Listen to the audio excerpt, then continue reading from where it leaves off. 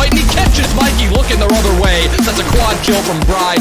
Flies up the stairs. His teammate should be able to trade this. It's just an Getting into 3K with an and he's got the stubby out. He gets 4. What in God's green earth just happened? As Reedson goes into the default plant by Tetris. No more C4 anymore from the Malusi, so he's gonna have to go drive, and he gets both. What? Both these attackers rather low. There it is, but Twizzler was actually picked up in time. 12 seconds left. Vivid still needs this 4th kill. There it is through the wall. After's just getting the bomb down. He doesn't care, but the impact downs him. They have to go for these kills. With 3 seconds left, Silent lands the free fire. Nobody can kill him in time. The ace from Silent. The 1v3, 2 for Mystic now. And we're at 4-3, almost tied up.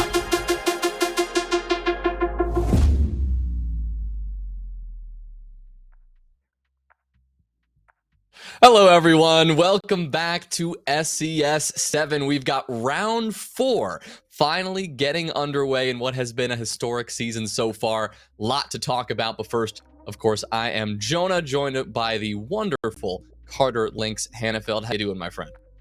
I'm always great, you know. I wake up every morning, I'm like, oh, it's a good day, not only to be me, but also a good day to watch some Rainbow Six, Jonah, because as you've said, this has been a historic return for SCS, not only the T3 scene, but for Siege overall. 3 pro teams making their way in, multiple CL teams, multiple T3 teams, and some, you know, not like the other T3 teams we've seen come into SCS, and we're starting to get to the end of the 2nd act and the beginning of the 3rd with today's games. Yeah, we've had a lot of unanswered questions coming into the stage, like you said, with this hodgepodge of teams that we have in front of us. Here's kind of the overall picture as it has played out so far this season. Again, as we're getting a better idea of who's working their way to the top, who's fallen their way to the bottom, you can see we've already confirmed 4 teams either promoted in the case of OXG and S2 or eliminated, as you see down below. So we still have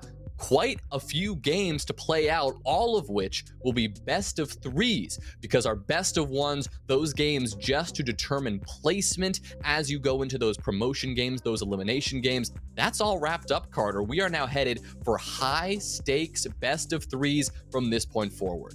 Everything means something. If you win a best of 3, not necessarily in the games today, but if you're either Vipers or PB or AAA or LG, one of those 3 teams in that upper square, the 2-1 teams, if you win a best of 3, you're into playoffs. You're joining OXG and S2 to make it to the post-group stage. If you're one of the teams playing today, let's say you're a Straw, or not playing today, but playing in that lower square, you're a Strawless who's playing tomorrow, or 6 Karma who's playing today. If you lose this best of 3, you're out. You're joining Lycus and EQ in the eliminated teams in SCS. And of course, if a team in that upper square loses and a team in the lower square wins, they just get to stay alive. But then once you get to that final square, that's when it really becomes dire. Right, you still have to play one more best of 3 there. Like, you just have to keep fighting for your life. And like you said, Carter, that's exactly what the 2 teams we've got in front of us today, at least to start off the night, will be doing. It's Collegiate and 6 Karma. 2 complete opposites of the spectrum. It's not a T2 or, you know, amateur team. It is a stack of collegiate gunners hoping to prove themselves, going up against one of the fiercest Mexican pro league teams out there. They've both come into SCS for the same reason, to prove themselves, to get the lion's share of that $5,000 prize pool. But today the focus is just survival. Again, they win, they got to work their way towards that promotion. They get another chance to play in a best of 3 to move on to playoffs. They lose, they're done. And of course, for Collegiate, you talk about opposite sides of the spectrum. This is not the match that even a year or 2 years ago, you'd think we'd be seeing in an amateur North American tournament. I mean, this is, of course, a Mexican Pro League team, got 2nd in the Mexican Championship, but the team on your screen right now, this is a collection of collegiate gunners who are trying to make an argument for a scene in North America, but a scene that is often overlooked as not even in the conversation when it comes to either best teams or best players, or as a scene that has a place amongst the amateur scene or the T2 scene. One of the big highlights we've seen on this roster when it comes to making that argument for collegiate gunners is Wacko, who we can, of course, talk about later on. But this roster overall has tried their best, Jonah, tried their best to showcase their ability, but aside from Wacko, I don't know if they've entirely been successful.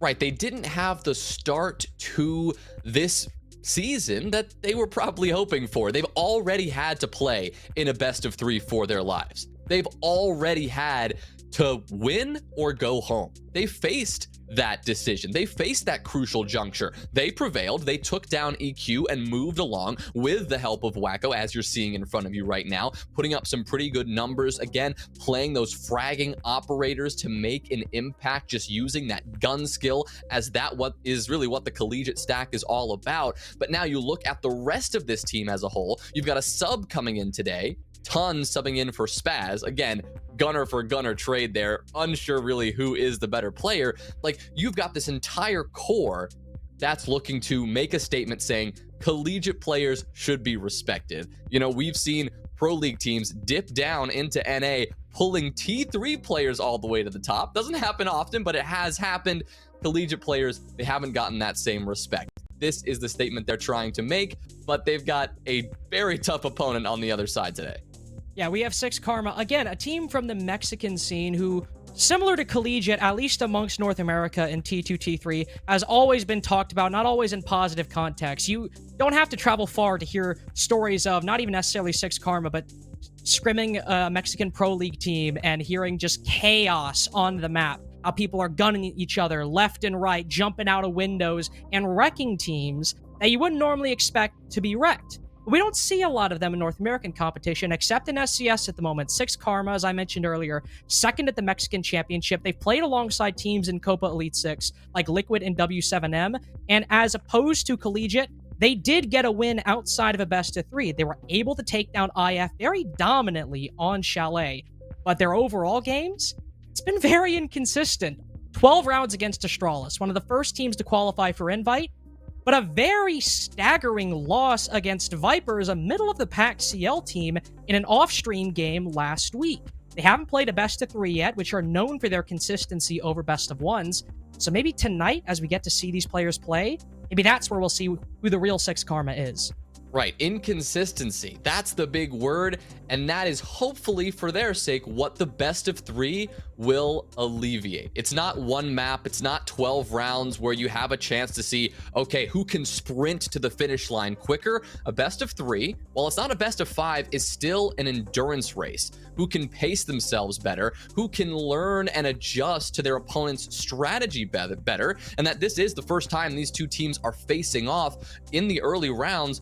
You're going to see that cat and mouse game, that back and forth where you're trying to figure out what your opponents are all about. Are the collegiate gunners going to just outgun and that's going to be their strategy focus? Or are they going to come in with a bit more of a cohesive mindset and a bit more of a slow and methodical pace? A question that I'm sure 6 Karma are asking themselves, and that's what a best of 3 allows you to do. You don't have to win that first map if you really don't want to, or maybe let's just say you don't have to win the first few rounds. You do have a little bit of that cushion to play with. That's what that decider map allows if you're willing to go that far. And if you're talking about a cat and mouse game, if you want to look at the 2 players who I think could be the cat or the mouse in any given situation, it's got to be Wacko and Akibil between these 2 teams. They are head and shoulders above their teammates when it comes to not only the performance in game, but able to get those kills. And in the case of Wacko, those entries 16 and 6 on the entry, plus 10. Now for Akibil, you might feel a little bit concerned. Only 7 entry engagements over 3 maps. -1 overall. There was a little bit of an asterisk there. Of course, as I mentioned earlier, they had an off-stream game last week. There were some server connectivity issues that resulted in their game being played off-stream, and we do not have the statistics for that.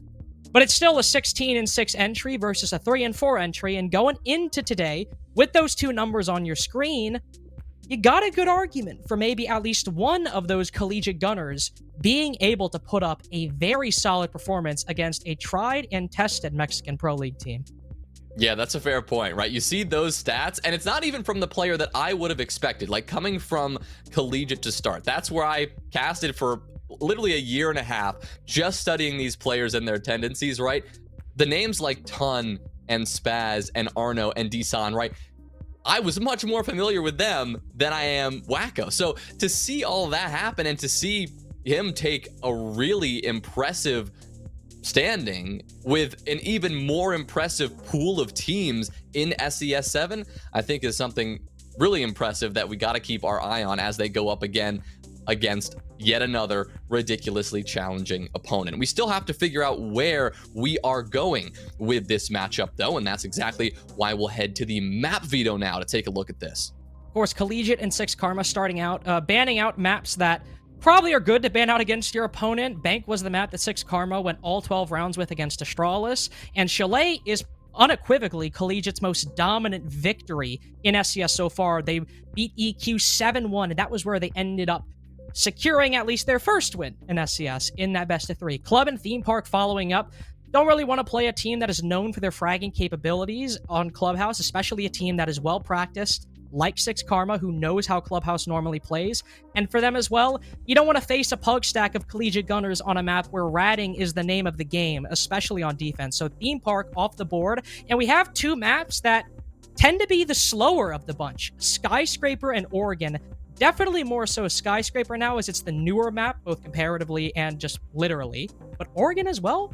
Jonah, these 2 maps still tend to be some of the more slower paced and quiet ones that we see in the pool, especially compared to, say, Club or Bank. 100%. I mean, Oregon allows you sometimes to stretch that pace, but like you said, Skyscraper is as rigid as it's going to get. Even more surprising, it's actually Collegiate who chose to go there. They chose to go there in this matchup, likely because of their previous result in the best of 3 against EQ. They went to Skyscraper as map number 1, and they ended up taking that map, I believe 7-5, the overall scoreline there. That did turn into a 3-map series. They did have to grind that one out, but going to Skyscraper and squeaking that win out by 2 rounds on that final round of regulation, I think it gave them a little bit of confidence moving forward against, yes, an arguably tougher opponent, but at least they've got some confidence on a map that many teams may not have expected them to actually pick. And I can, if we want to get into the predictions, I can speak to my confidence in one of these teams because I decided to go with 6 Karma. Most of us decided to go with 6 Karma. But Jonah, there was a little equivocating behind the scenes from you. Before we got into this match, you were reluctant to go against your Collegiate buddies. You don't want to predict against Arno, do you? You're worried about predicting against Wacko. I gotta go with Collegiate. I mean, literally everyone, I scrolled through all the predictions. You see like most of them here, but we still have a lot of our staff behind the scenes. Everyone's making predictions. I think every single person picked 6 Karma. Makes sense. Mexican Pro League team. A lot of time together. They've put in the work. The core roster's been together, I think, since the very beginning of this year. I think in early March is when they actually first formed that roster. A couple of members joining later, but they've been together for a while. This Collegiate stack, yes, they are all Collegiate Gunners, but they're all from different schools. We've got Tulsa, we've got Ohio State. You know, we've got plenty of different schools represented in this team, kind of coming out of nowhere, hoping to just join up and make something happen. So you're saying that calling this the Avengers of Collegiate would be accurate. Is that what you're saying? Sure. Let's go with that. There we go. I mean, you heard it here first. If we're going to have a matchup between these 2 teams, a Mexican Pro League team versus the Avengers of Collegiate, those are Jonah's words, of course, we'll just have to find out how this is going to pan out. First map up will be Skyscraper, Jonah. And we mentioned this tends to be a slower map, and we might be in store for a bit of a slower, more methodical best of 3 overall today. But I imagine between these 2 teams, they will both manage to find ways to make it exciting. Oh, I mean, you've got to do it. It's Skyscraper, right? We've seen this map as the new season of Ranked has come out. I feel like we've seen this map take several different forms, most of which is frustrating Twitter clips of people jumping out of windows and running at you. It's not impossible. You can still make that happen, even though it's probably not advisable against either of these teams here. But yes, like you said, this map, it is generally going to see that slower pace. And as we get into these operator bans, we're likely going to see bans that indicate that, right? That Thatcher being taken off the board, those EMPs no longer an option, at least those dedicated EMPs no longer an option for either team now. And with the removal of the Nook, that's going to mean that even more of that pace, that discipline, and that methodical approach on the attacking side is going to be forced.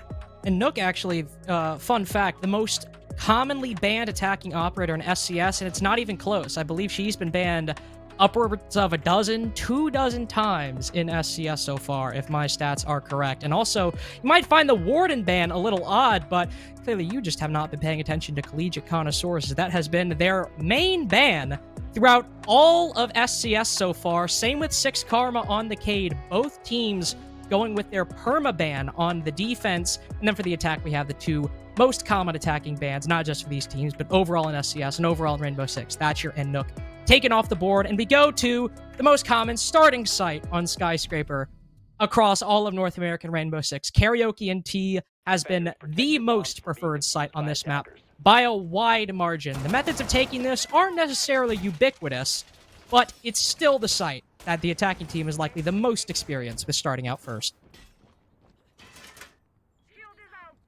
I mean, this site, it really is a battle between what the attackers want to do and, well, what 6 Karma is going to allow them to do, right? You see these castle barricades now being set up upstairs towards that east side. You've got this geisha setup going on, a pretty typical bit of destruction towards top dragon, right? Allowing defenders to play on either side of that soft wall, leveraging either room for control, depending on where the attackers want to approach from. And then a pretty typical deployable shield placed with that rotate up above outside Karaoke, allowing those defenders to have a really nice view onto that door as the attackers funnel their way in. So we'll get underway and see exactly how Collegiate want to approach this one, already with an interesting lineup, the Monty and the Glaz in tow. It certainly is interesting, but not uncommon to attack this site. This is sort of, if you don't want to take it the default way, you don't want to do a full clear over from Office and Geisha, and you want to do a direct, a Monty with smokes is usually the go-to strat that teams prefer. That Monty will either go up backstairs or in through backstairs door and try to get the plant down inside of Karaoke, a task that will be made a little bit more difficult. Now that Collegiate are down in the man count, they lose a Messiah, that sub-player, stepping up and moving in. That set of nades now gone. If you want to now move in the back stairs and get that bomb down, everyone who's covering, like that Glaz, for example, would have to be on point. But 6 Karma are taking Collegiate to task. They have removed 2 very important operators and very important pieces of utility before we've even hit half of the round done.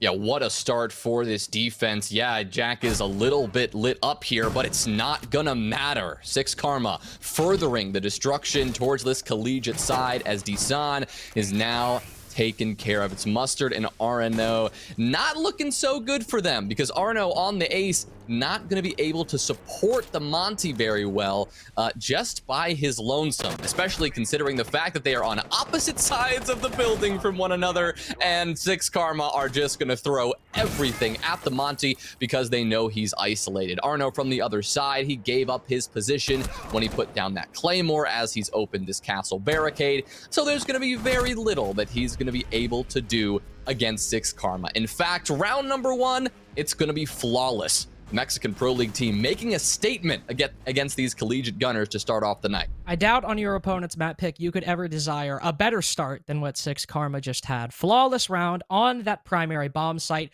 They try to go, or Collegiate try to go for that Monty direct, move in through backstairs, and they didn't even get close to any of the components or the actions or the trends that you would normally see, because 6 Karma started getting aggressive on those windows, peeking players on Collegiate as they gave away those gunfights or opened up the opportunities for gunfights to be taken, and were cut down at every single opportunity. Once you reach that 3v5 and you're trying to go for that direct, you really need a lot of players on the board to make that work, or a big opening left by the defense. And once neither of those presented themselves, they were in the 3v5 and 6 Karma was all playing on the site. They either had to rotate and get lucky or just crawl up and perish. And the second one is what Collegiate did.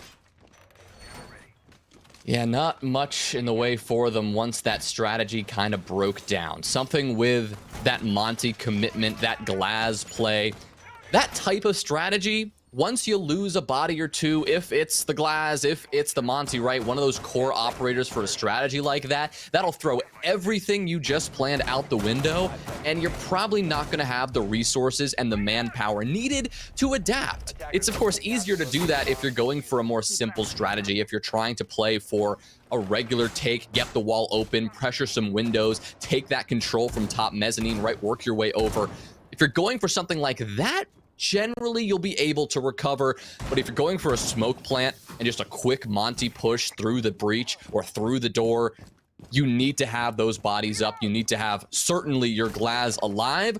Otherwise, you're not going to get very far. So it's exactly what happened to Collegiate. And going forward, we can see from this lineup right now that they are going to go for a bit more of a standard approach, not going for any sort of gimmick, really actually no smokes at all in play, no Glaz, no Monty. They're just going to find these roamers if they can, force them back if they can, and take this map control, as it seems they are on their way to doing so.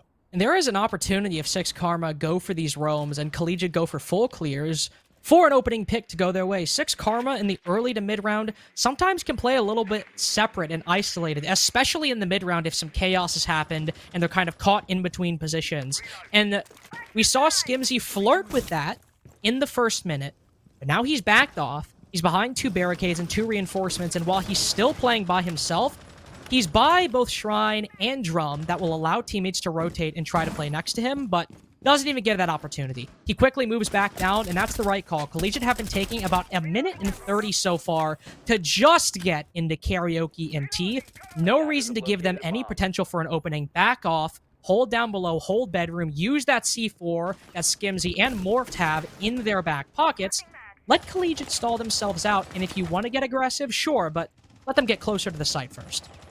As you said, 6 Karma playing this perfectly. Wacko's got to be careful as he rounds the corner. He'll pick up one. A shotgun, though, greets him as he tries to back off, but somehow he stays alive. Nades come in, and 6 Karma are going to stay a little bit more patient now that they've lost a body. They don't have Morphed to contribute his gun to this defense, and oh my, another good shot from Wacko, putting this one into a 5v3 favoring Collegiate. Still, 6 Karma desperately trying to hold on to Dragon control, but it's going to be very tough as Wacko and Messiah come around the corner. Akabil picks up one, but cannot get the trade on the second. Arno will close it out onto Pixie, a 1-for-1 trade there, and Collegiate will thunder through Dragon, taking that control and taking the round as a result. And kind of in a mirror image to last round, whereas 6 Karma were able to get aggressive and win fights against Collegiate. After that first minute, once Collegiate start moving into the building, 6 Karma start getting very aggressive. Skimzy taking a direct fight when it was still, at least for a brief time, a 5v5, then quickly a 5v4 once Collegiate and Wacko got the opening pick. Still trying to take a fight with the Ash and be very active with that control. We did not see any deployable shields inside of Drum or inside of Shrine like we normally do to try to hold those positions. So because we saw Skimzy still try to get aggressive, if he wants to, he's in a very dangerous position, just as anybody playing on that Shrine as well, like we saw Akibil doing later on in the round. They're at risk of exposing themselves to angles and 2 peaks from the attack, and once Collegiate decided to take them, Wacko was not losing his fights, and overall, the rest of Collegiate weren't either. Well, Collegiate able to adjust nicely. That's one thing that they can certainly take with them going to round number 3.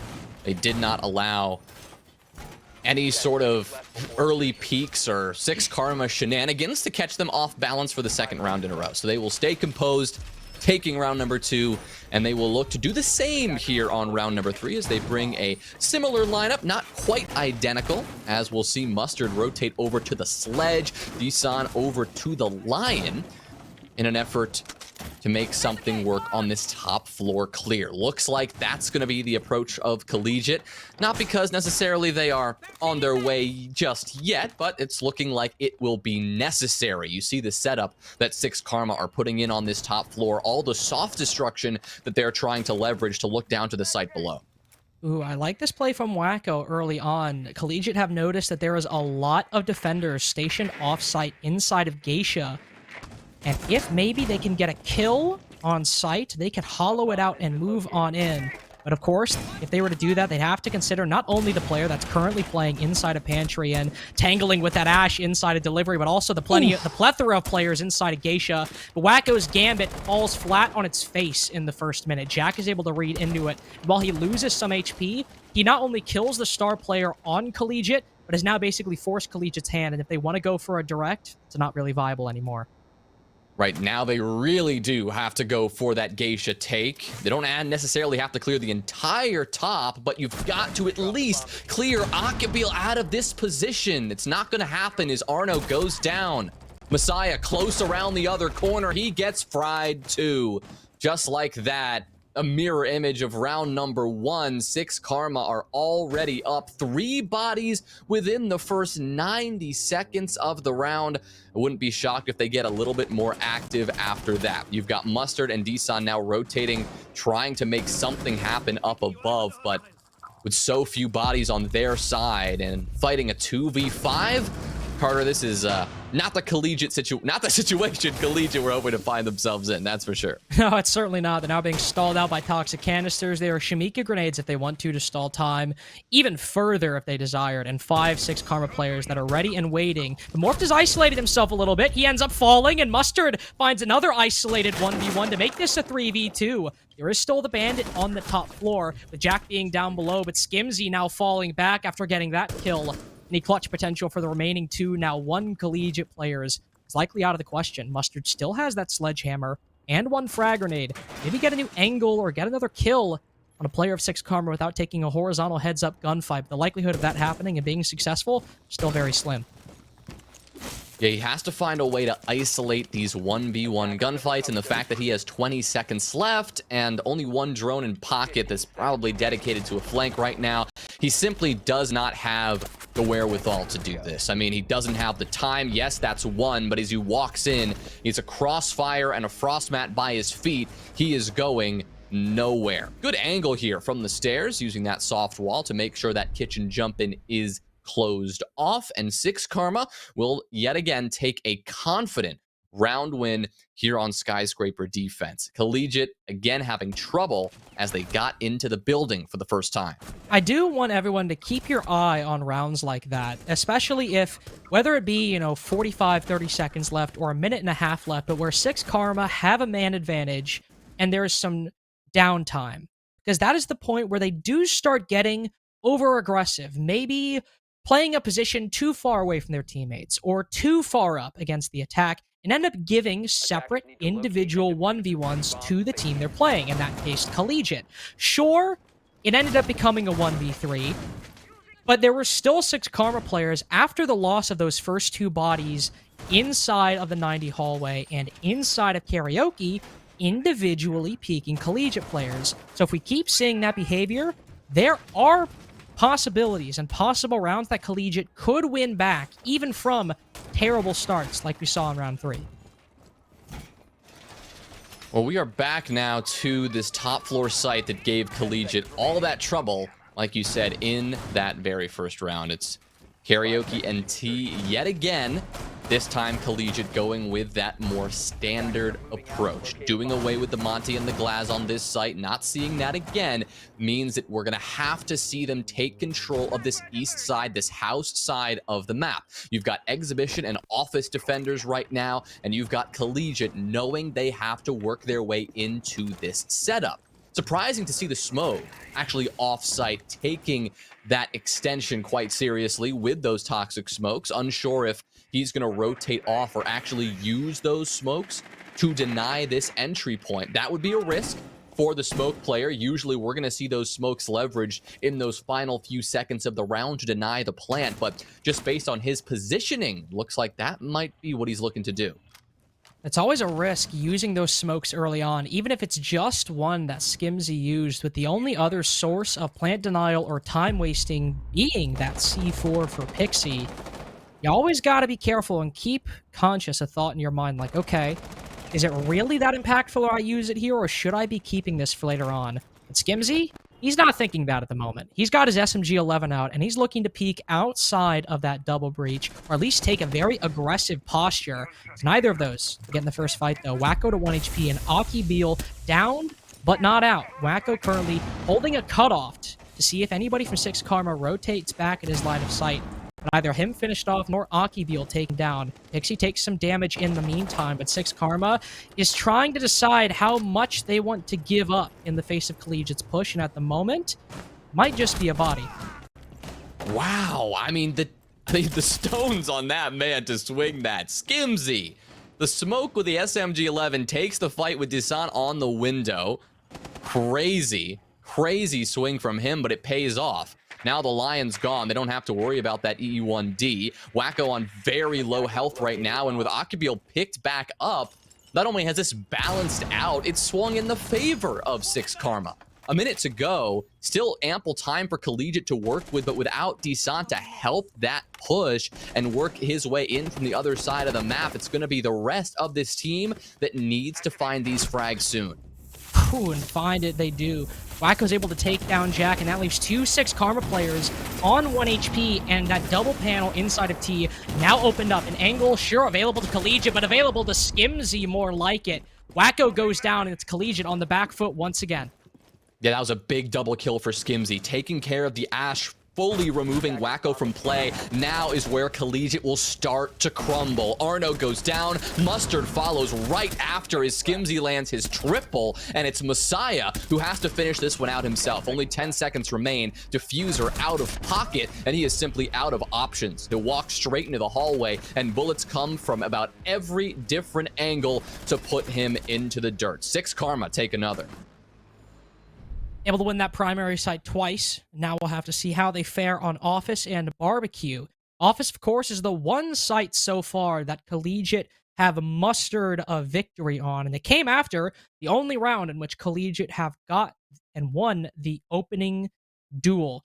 So far, that's been the tale of things. If 6 Karma are able to get that opening, not only do they get it, they usually run away with it, either by stringing it together based off that encounter or just by coincidence, able to get 2, even 3 kills afterwards. Whereas with Collegiate, that was the story of the one round in which they were able to win on Office, and where 6 Karma will now go back to. How they change things up. We do have a Valkyrie on the board. She has not been banned. So if Skimzy, after feeling some aggression from that last round, is looking to get more aggressive off-site like he wanted to last time, those Evil Eye cameras will be a welcome addition to this roam.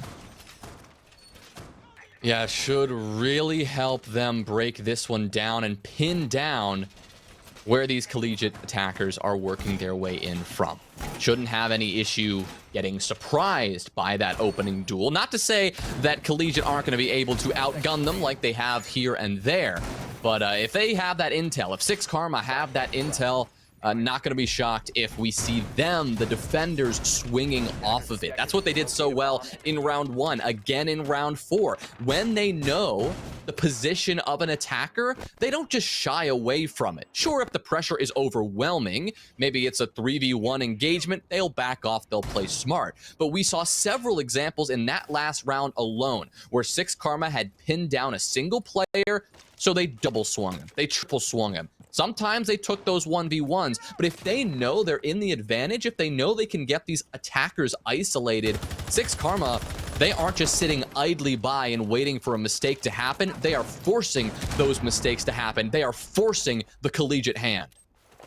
Oh, Mustard certainly trying to force the Thermite's hand. Nades down below, and he still bandit tricks the X-Kairos. A brutal miscommunication and a brutal misplay from Messiah. He had the play. He had the answer to morphed bandit tricking on that single panel, and what happens? The first nade is a little early, but the second nade not only comes too late, he cooks it too long in his hand and ends up dying in the process. Now you're down in exothermic, down your only set of nades, and down that opening pick. Problem for Collegiate, as you mentioned earlier, Carter, the round they were able to win came off of that opening duel, or at least heavily influenced by it. Since then, it really has been getting picked apart one by one. Well-placed C4. You highlighted the importance of those black eye cameras from the Valkyrie, and that right there, A perfect example of why they can be so deadly. May have had a ping on that position. They certainly have the timing right.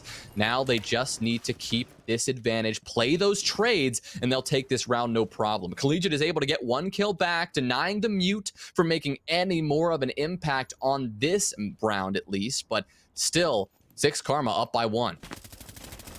They've retreated their way back to the site. We saw Pixie exposing himself for a single solitary moment, but has now pulled back in as Collegiate had info on him, and Wacko will take some shots over in that direction. With their ace off the board, opening up any more angles is, well, not necessarily impossible. Mustard has an exothermic, but exothermic tends to put you at risk. You got to get close to that wall, and that opens yourself up to some 6 Karma swings. If they want to win this round, it'll likely have to be off the existing angles. It's going to have to be Wacko to make a play, but he is simply blindsided by the presence of somebody on those staircases. I mean, I think it was Pixie maybe playing on those house stairs, maybe popped back up. He at least was the one who finished that kill. Wacko was blindsided from behind regardless, but once again, Collegiate in trouble. And they're getting picked apart one by one. They're struggling with coordination, Carter. They're struggling with playing together. That's why we're seeing so many kills kind of rattle off on the scoreboard one by one slowly as the round transpires. We're not seeing a flurry of gunfights. We're not seeing Collegiate trading any of those kills. And also, just to put it blankly, I mean, if this is going to be a game of individual 1v1, 6 Karma is winning them more often than not. Even if it's not a 1v1 they should be taking, and they're overplaying their hand or risking a position that shouldn't be risked, they're still the ones winning these fights by and large. Especially when you have people going under and then adding another dimension using C4s from below.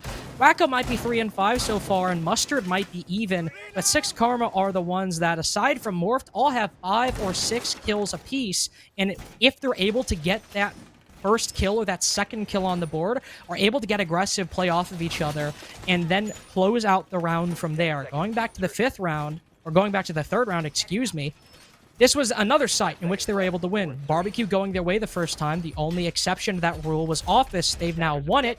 Collegiate are going to try to do something different because they need to do something to win this. If they want to try to get a round back that they, in theory, should have won. In this case, they'll try to bring the Ying and try to bring those Candelas to fast-track what so far have been very mild-mannered executes in the face of 6 Karma's aggression. You use the word executes, but frankly, Carter, we have really only seen 1 or 2 proper executes. Collegiate have simply struggled to get to the execute phase of the round. Generally, the last 30 seconds of a round where they're able to, say 3, 2, 1, go. Throw those flashes in, make a statement, get those kills, get that diffuser down. I mean, they haven't even thought about the objective right now, at least from an outside perspective. That's what it looks like. We're not seeing them with that mindset because the rounds, they're starting and they're ending in that entry and in that transition phase when Collegiate are trying to take that map control and shift to an eventual site push. For now, though, they're still in that early phase. They still have time. They've got all 5 bodies up and they're making progress. This is where they need to begin if they want to actually get to that late stage of the round. And again, there are players that they could potentially isolate, but Akibio getting aggressive, not even necessarily on that shield, peeking above it, domes Wacko outside that T-wall. Now they really need to focus on some of these isolated players, like Morphed, for example. Might not have any kills, but he's mainly been in the site or been in these entrenched positions, and now he finds himself in karaoke. And if Collegiate want to try to even things up, could be trying to pinch him out from there, push someone through that backstairs door, push someone through T, could be the name of the game. We're still yet to see much progress. We see one solo rotation out that geisha window, but as Morph gets his first kill and Arno falls, Collegiate are all solo pushing these angles, using the majority of their utility to little to no effect. Dson is able to get the first finally on the Morph, the most isolated of 6 Karma defenders, but it's taken 2 minutes and 10 seconds, all of Dson's HP, 3 bodies on Collegiate, and Messiah, the only one who could potentially do damage, but Dson still has a vertical angle to get the second kill for Collegiate. This one, it may not take a miracle, but oh boy. I mean, it is going to take quite a lot. Now, Deeson's been down. This may be overall a good thing. Unclear if he did that intentionally or not. Unfortunately, he gets killed from below. As he tried to get picked back up, would have had more HP than the 5 or so he had remaining. Unfortunately, he's done for. He's gone. No more presence of him in the round. He was inside and walked into that frost mat, and as Messiah tries to do a very similar thing and just walk down the stairs, he gets surprised by somebody around the corner. A quick peek there from Six Karma and a quick half, taking an incredibly decisive 5-1 lead early on in Skyscraper. Not only in terms of the advantage they have right now, has it been quick and tidy, but quite literally, every single round has taken only about 2.5 minutes tops. We've not seen that 3-minute timer fully utilized. We haven't seen that bomb go down. Six Karma are making it look easy. And usually when we see attacking teams struggle on Skyscraper, it's for that reason, the clock. Taking too long to get things into effect, defenders holding positions that are difficult to be pinched or difficult to be cleared. But the majority of that half was won by Six Karma, suppressing everything Collegiate tried to throw at them, taking fights, no matter if they were ill-advised or not, and winning them by a lion's share. Collegiate were getting stopped at the door when normally Skyscraper attacking rounds are lost about that execute stage, about once you're already inside of the map to a substantial extent, and usually because that time was burnt so long. Suppose at this time, Six Karma were just getting so aggressive and winning so many of these fights. Sure, the attack is not the side you would normally think would win Skyscraper. It's a defender-sided map. But so far, it's been Six Karma-sided, and if they're able to get a dominant win on this attack, it will likely be their victory. Yeah, 6-1, not a scoreline that many teams can come back from, and especially given the way that Collegiate are playing this map right now, would not seem very likely. Now, it's probable that Collegiate aren't as comfortable on this map as they might be on Oregon, which is coming up, but saying that still doesn't make a ton of sense, given that Collegiate elected to go here.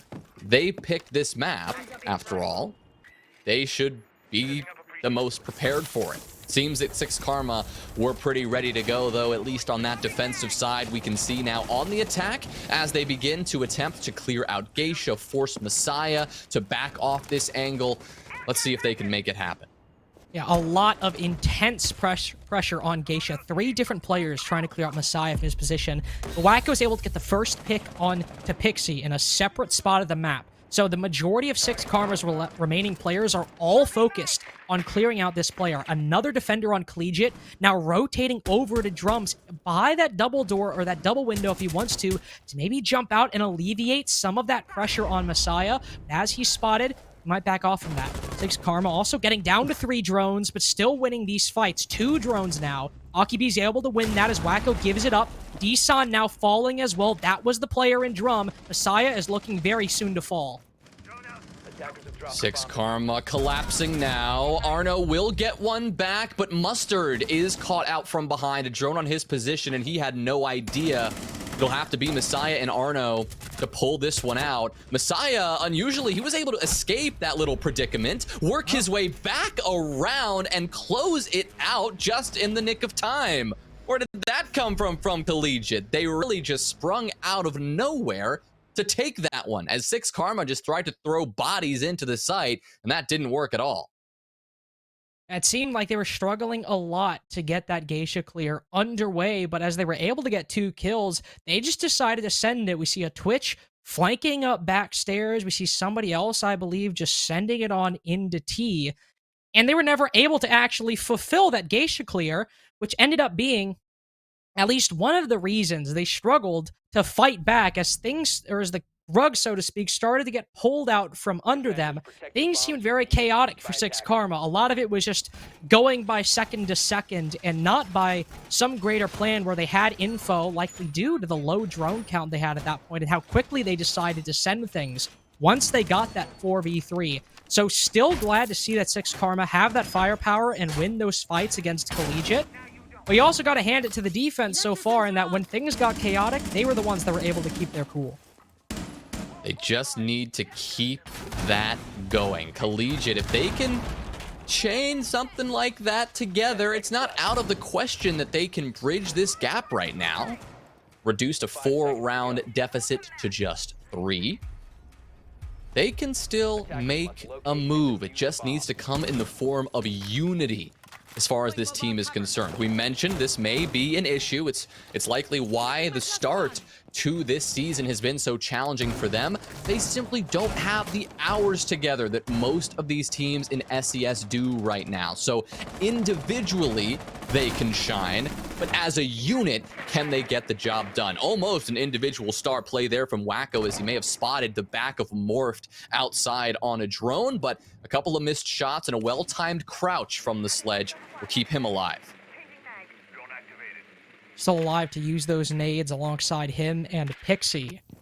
Early intel being gathered by 6 Karma.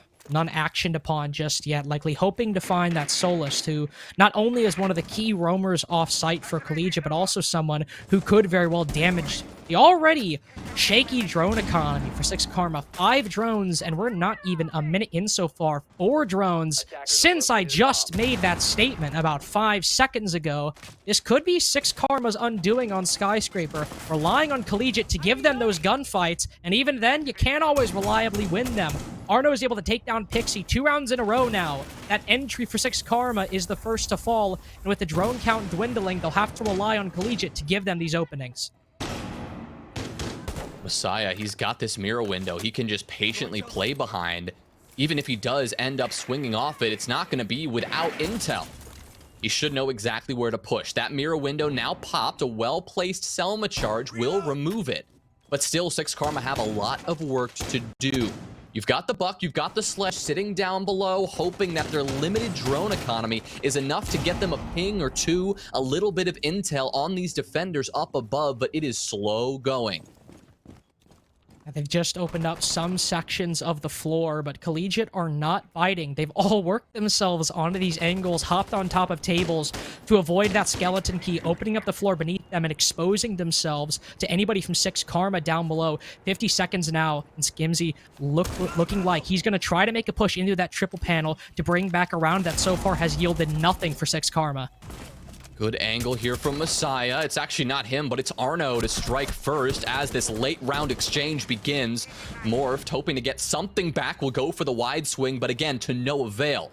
It's Akubeel who goes down next. Morph already on low HP, trying to swing this angle with Jack at the same time, but doesn't really matter. The pre-fire from Messiah will hold off Jack. Arno holding the opposite angle will take care of Morphed, and just like that, Collegiate look to come out of this one with a potentially flawless round if the next 5 seconds transpire without issue. Jack may be hoping to tack one on, just get on the scoreboard, but Collegiate, they're not going to allow that to happen. That's 2 in a row, but this one making a statement on the defense. And 2 so far extremely minimal attacks from 6 Karma in round 1 or round 7 overall. 6 Karma's attack consisted of trying to clear out Geisha and then probing for a pick individually elsewhere. That round consisted of opening up the office wall and then probing for a pick, this time not across the map, but down below with that Buck. But so far on these attacks, when 6 Karma are not given an opportunity for an opening, or in the case of Collegiate, the roam is able to work out and Arno denies that initial entry from Pixie, they have struggled to progress beyond even the beginning stages of a Skyscraper attack. And I've got to hand it to Collegiate so far. If 6 Karma's win condition is an opening pick, not only have they basically foregone that option for 6 Karma in the past 2 rounds, they've answered back with 2 opening duel victories of their own. A great time, Carter, I think, to talk about the power that Solus brings to the table on the defensive side. Oh, yeah. I know you mentioned it briefly, part but of it. what we see in Twitter clips, right? What you see on YouTube is Solus denying the plant. It's the late round miracles that people are posting online. That's what catches your attention. What you may not see is potentially where her real power truly lies. Her ability to find every single drone on the map and remove it from play. Her ability to literally see with incredible accuracy where those drones are positioned, where Six Karma are approaching from, where those players are actually droning from, what type of gadgets they're using. That means Collegiate can reposition, Arno himself can reposition, and they can deny the intel game that Six Karma wants to play into so badly. If they can keep doing that, rounds like round number 8, that could become commonplace. If Six Karma are frozen with the lack of intel, if they don't know what they're about to walk into, that is what Arno is setting up so well. And not only are they able to deny those drones, but Arno is basically functioning as someone as wily as a Vigil, someone who is very difficult to drone, but also someone who can deal a lot of damage in that utility. So Pixie able to take him down in the mid-round. They've already lost half of their drones, but that's still a very big pick as someone who tends to play off-site that you no longer have to worry about, but someone who can do damage to those drones, but a lot of that hurt is already being felt by Six Karma. We see Pixie just hop into the window, and there's a Frost behind a deployable shield looking directly at him, and it looked like he was none the wiser to Messiah's position. This roam clear, admittedly not as one-dimensional as Six Karma's previous takes, but that second dimension has failed to manifest, and as they slowly creep towards that delivery double door, it's looking like once again Six Karma are just going to rely on winning a flurry of gunfights to take this round.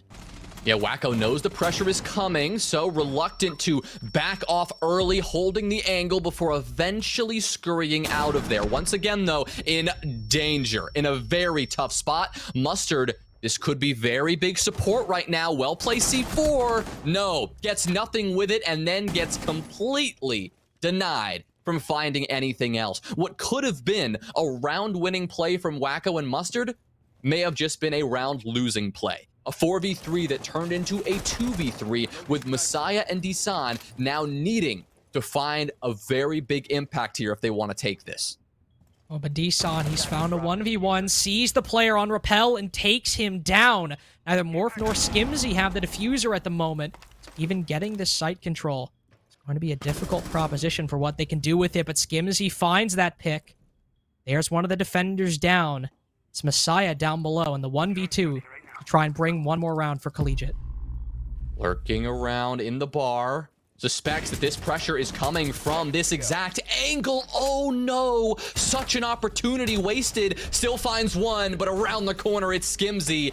Very good awareness from the Amaru, rotating all the way around, sprinting around the corner to find that trade in the nick of time. Six Karma, they will hang on and deny what was looking like a very impressive comeback. They move on to match point. And it's just rounds like that that even if they're sloppy, those are what Six Karma need to win to close out this map in regulation. Just one or two sloppy but manageable attacks. In this case, just one more. They'll be able to win this 7-5. But that was still overall a very solid round for Collegiate. Able to do quite a bit of damage to the drones on Six Karma, whether by the Solus or just by roamers shooting them.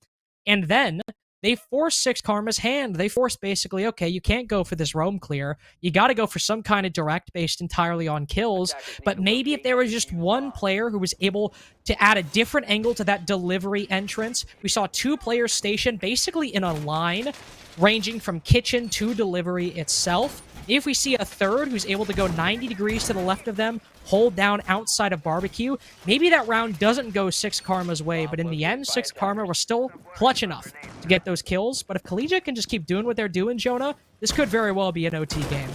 Yeah, the early round for them so far on defense has been tremendous, and you highlighted that on their attacking side, Carter, as one of the more important aspects, as getting those opening kills and putting themselves in a good, comfortable, confident spot for that mid-round. And to your point, they did that pretty well in that last round. It just slipped away at that critical moment through that delivery door push by Six Karma. That's where the round was lost by Collegiate, rather than allowing Wacko to just take the L, knowing he was dead and moving on in a 3v3. Mustard tried to find a trade, support his teammate, and the consequence of that was that Mustard also lost his life without making much happen at all. So that's the kind of thing that Collegiate need to prevent going forward. Keep going with that early round aggression. I'm loving it. I'm loving the impact it's having. They just need to know that it's okay to quit when you're ahead. Starting out with another Geisha clear. Yet another very limited, minimal take for 6 Karma to start out with Aki Beal down below over by backstairs to potentially provide another dimension and maybe some release pressure if 6 Karma are not able to clear out Geisha. 3 defenders as well, all kind of coagulated outside of T and inside of Dragon, though they quickly separate and start going their separate ways. Wacko hears that Claymore, could get aggressive here, even maybe destroy it. 2 drones left now. 6 Karma. If Wacko does want to go for those aggressive plays, they will be a lot more likely able to roam across the map and then hit a flank later on to throw a wrench into 6 Karma's attacks. A minute and a half so far, and no gunfight has even shown itself remotely for the attacking team so far. Okay, this one will start off with Desan getting one, but Morphed quickly trading. Jack to follow it up onto the down Messiah means that 6 Karma have started this one off exactly the way they were hoping. Not only that, they're trying to continue that. Jack getting this diffuser down, where's the response? Collegiate are nowhere to be found. They had no idea, despite Arno still alive, the Solus alive and well, still had no idea that was coming. Tries to retake and gets denied by Jack on the coverage. Desan now needs to make it all happen by himself because Mustard has been dropped too. With a chance to close out the map, it's Pixie on the long angle who will put 6 Karma on top in round number 10 with a sneaky plant and a well-placed coverage by the rest of that team. 7-3, strong start. And again, if you're struggling on the attack, but if you're still able to force trades in a position like Geisha in that round and come out the victor, difficult and slow attacking rounds can still go your way. Interestingly enough, a decision by Collegiate there allowed that sneaky plant to go down. Once 6 Karma acquired Geisha control, Collegiate had reinforced one of the single panels in front of that karaoke window that sometimes we'll see teams repel in and try to get a bomb down below that window. But because they reinforced that panel, you can no longer deny it from the left side of T. You can't deny it in the other bomb site. So the Lion has a free plant spot right there. Whoever it was, I believe the Thermite actually, has a free plant spot right there that can only be denied from maybe Geisha, which is in the control of 6 Karma, or from pushing into karaoke and backstairs, which all of 6 Karma were watching. So because they decided to go for that reinforcement and then lost Geisha control, they really had to win some key gunfights in order to deny that plant. Yeah, the biggest surprise to me was the lack of the Solus play, right? We just talked about how important she can be in denying that plant, at the very least in knowing that the plant is happening and where it's happening. But we didn't see a response from Collegiate that suggested they knew it was going on. It's possible that they knew it was happening and that they allowed it to happen, hoping to play retake, but just based on the movement or lack thereof we saw from those final few defenders, it seemed that they were surprised by it. They just kind of sent their way back into the hallway, just trying to blitz their way back into the site once that bomb did go down. And so that coordination kind of went out the window as well. Interesting wrap up there, but overall a strong map from 6 Karma through and through. We've got Oregon up next. Before we get there, we're going to take a quick break. So do not go anywhere. This series will continue right after this. Pollard's on a double, though, and he finds the third through the smoke. Just enough. With 3 seconds left, Final lands the pre-fire. Nobody can kill him in time.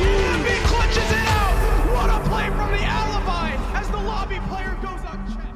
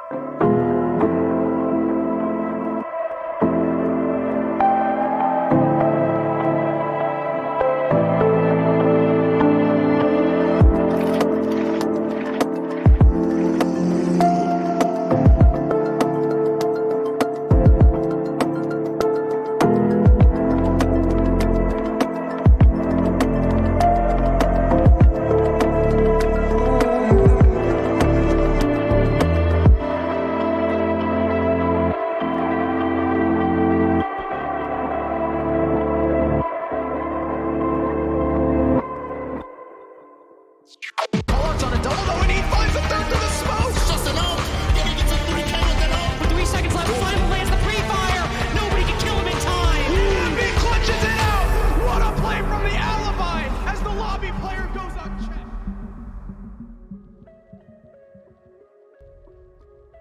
Skyscraper, relatively open and shut for 6 Karma, as Collegiate just could not really get the coordination going. It felt like, Carter, for the most part. Maybe they had a few moments here or there where it seemed like, finally, this is the Collegiate team that we were meant to see. But overall, 6 Karma, they started off strong, they kept it together, and when they shifted over to the attacking side, they didn't let it slide either. No, they did not. And a lot of that game and a lot of probably what we'll focus on will come from that first half, because the second half, well, really was won by 6 Karma because of the benefit of going up 5-1 initially, because we saw 2 really good defenses and some not great attacks from Collegiate and 6 Karma respectively, but then a very close 1v1 and then a forced take inside of Geisha ends up giving 6 Karma the 2 attacking rounds they needed. And on that first half, as you mentioned earlier, not having a lot of the coordination, maybe the trades set up necessarily to deal with 6 Karma's aggression and to consistently go 1-for-1 was an issue that Collegiate were dealing with. I think that does reflect itself on the entry a little bit, as a lot of them are actually even only 1 player -1 overall, so things fairly even through and throughout. But for that first half, 6 Karma were able to get the entry every single round except round number 2. So a lot of the entries for Collegiate really only becoming a major force in that second half. Yeah, you look at those entry numbers and you got to get up to Jack for making it happen early, +2 on the entry there. And while you've got Mustard who goes +1 and found another entry engagement, that was Arno who found 2 engagements but wasn't able to overall go positive there. You think about Oregon going forward and the importance of those entry picks. I mean, again, we're going to be highlighting that because Oregon, while it doesn't play out exactly like Skyscraper, the map is quite different overall in its shape and its size. The concept is pretty much the same. You're going to have to take the map control. You're going to have to move in quite slowly in most situations, and getting those opening duels, especially when clearing on that attacking side, it is going to make the difference. It will, because it's going to force those roamers to retreat or force them to do something more risky that can get them into trouble.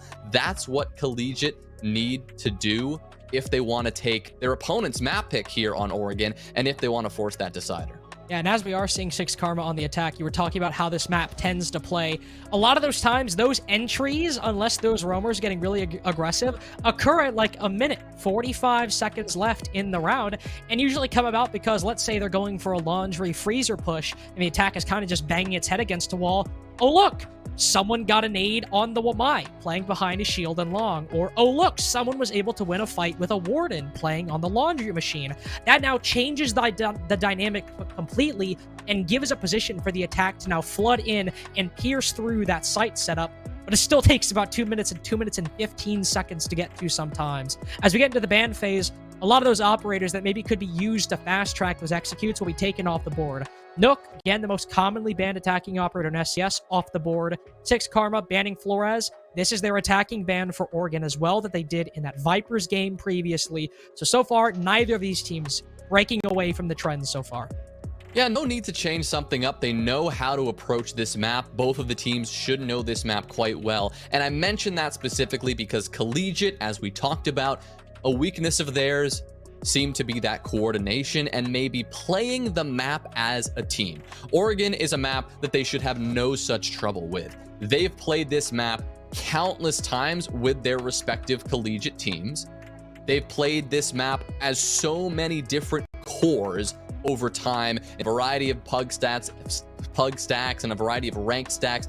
They should know how to designate roles, how to enter the building, how to defend these sites. I have a lot more confidence in them to kick off this map than I would have on a map like Skyscraper. I know this is their opponent's map pick. I know this is 6 Karma's choice, but still, I think that logic will hold here on Oregon. Let's see, though. Let's see how it plays out. We can finally dive into round number 1, where Collegiate will be electing to defend kids' dorms up above, and seeing how they're going to make this one happen.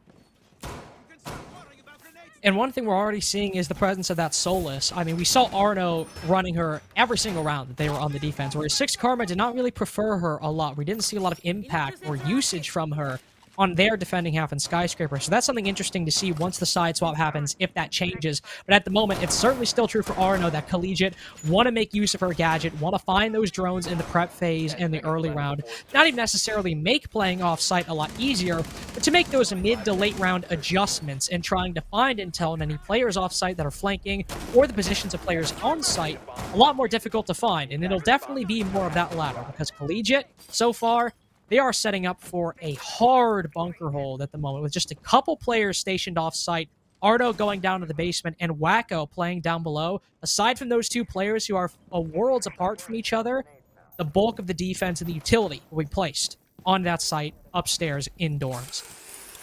The early round, though, will not come down to those bunkered players. As you said, it will be Arno, it will be Wacko who make their impact early. Arno, again, with that electro sensor, he's got a pretty good idea of what's going on, not only seeing the drones as we've talked about, but seeing your little phone as you pull it out and actually do the droning. So spotted the Amaru, spotted Akibeel on that drone sitting on that tower's pillar there and took care of him no problem. Morph, of course, will clap back though, taking care of Desan, so no harm, no foul, essentially, now that you've just lost one player and traded that one back. Arno, though, the menace down below, he is not going to give up an inch of this map control, taking yet another aggressive fight, getting a kill, and then paying for it.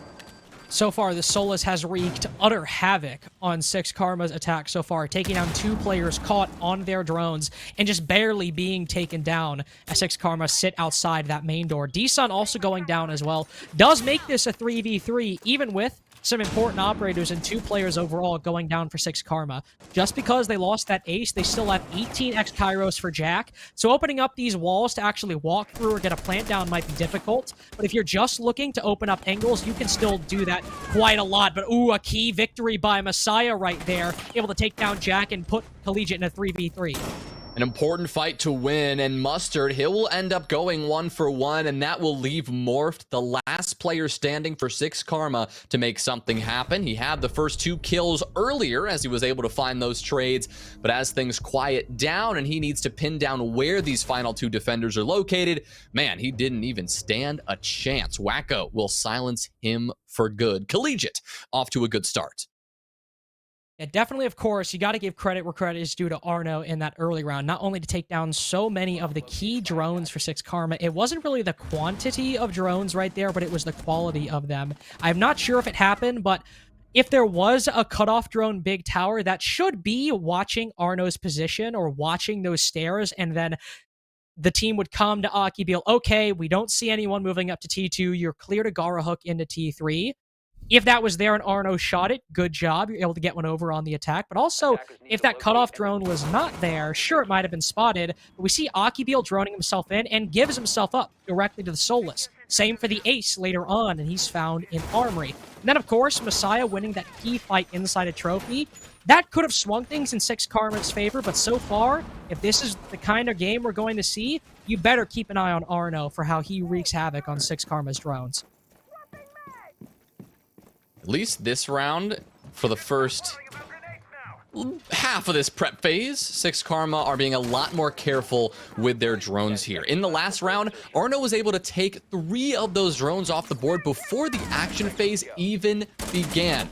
The story is not the same this time, as 6 Karma are being a lot more careful with how they work those drones into the building. They know the threat that this Solus can have, especially as he just sprints all over this map, looking to pin down those drones. But his strategy this time appears to be a little different.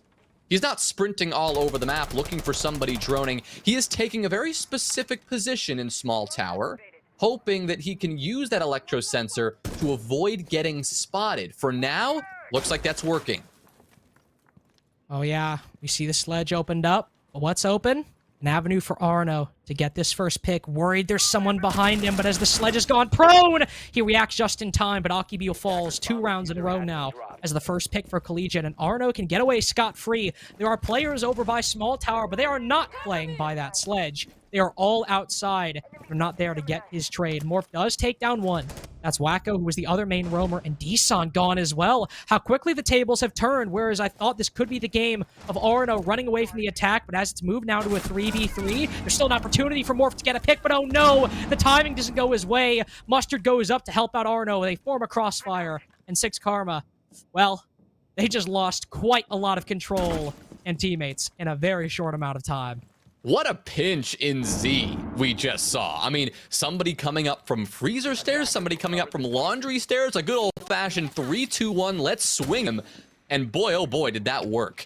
Immediately swinging the advantage back in the favor of Collegiate, and now is when I suspect they're going to get a little bit more patient. Yeah, look at this. Everyone else backed off on the site. Even Arno, the one who's been sprinting all over the map, will take up a calmer position in the freezer. Still a full minute for 6 Karma to work with, but now they need to really make sure they don't miss an inch in terms of that information, in terms of that coordination, because they need to be very efficient with how they play out the next minute, given how little time and how little manpower they have remaining. Yeah, they have 50 seconds, which sometimes that can be enough to get an execute down, but within the 3v2, with only 1 drone on the board, that 50 seconds grows in quantity exponentially. They're making their play in freezer, but they have to face that classic Warden behind a deployable shield, and with 2 ADSs on him as well, who can catch those flashbangs or those ass charges. So making this the spot where you want to win this round, that is a difficult proposition.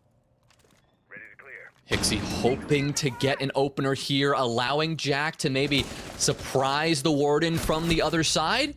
But no, he's the one who gets surprised. It's a closet swing from Messiah to do it, and it is Pixie, the last hope that remains for 6 Karma. Didn't know that Arno was stuck in the corner there. Both players aggressively swinging on the Ash, knowing that it really didn't matter what happened there. They could have played the trade. Somebody else could have found the kill. Collegiate knew they had that round all wrapped up. That's 2 in a row. The early round aggression from Collegiate. Right now, Carter, it is working wonders for them. Indeed it is, and there are things that 6 Karma can adjust to that. It's not just, oh, Solus is so good, she's destroying all of our drones, denying us the ability to place cutoffs. Because, I mean, that is true. Like, that is undeniable, and it is playing an impact. But Akibio right there, if you're going to play conservative with your drones, don't just send it into Small Tower by yourself, and then go prone and drone yourself in when there is a Solus on the board. Of course, she can spot you, but even then, let's assume Solus is banned. Let's assume Solus isn't even in the game for the sake of conversation. You shouldn't just be sprinting in, going prone, and droning yourself in when there's no teammates around you to trade you out. You probably shouldn't be sprinting in, going in, and droning yourself in the first place. If you're one of the key entries, you should probably be behind that drone if you're really going to try to take this map control efficiently. So 6 Karma are, of course, suffering because of that Solus, but on Oregon so far, their entry game has definitely felt very rudimentary and very forgiving to Collegiate if they do want to get aggressive and take some of these fights.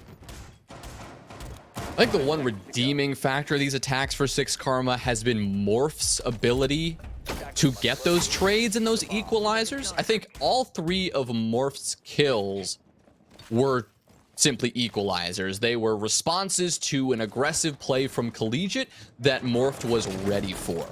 That needs to continue as Morph has shifted from the Nomad to the Twitch to the IQ. We need to see that theme remain. But as Wacko gets an opener and no response is felt immediately from Morph outside the building right now, Carter, this one feels a lot like round 1, a lot like round 2. It still feels like 6 Karma are struggling with the very same issues.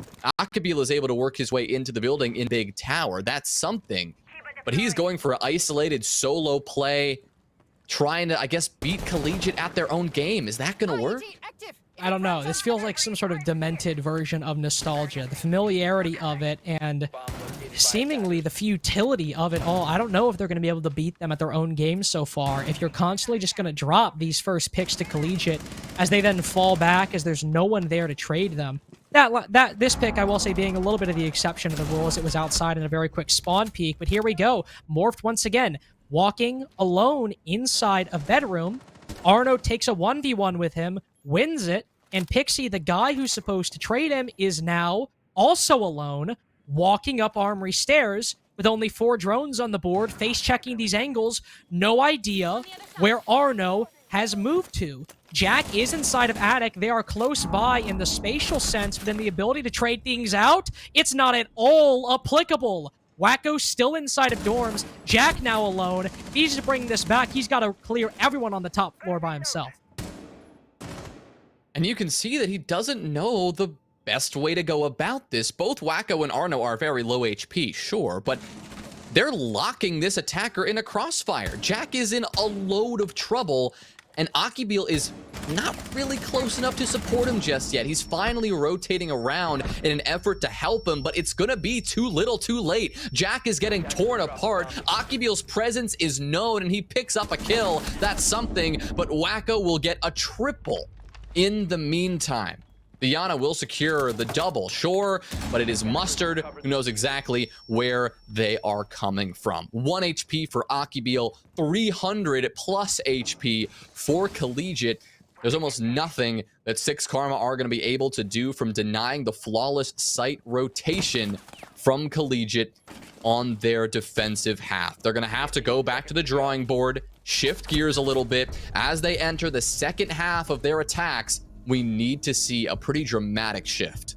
I'd like to see a tactical timeout as well, because I know it's Oregon, I know it's attack, but you made this point for Collegiate on Skyscraper, but this is your map pick.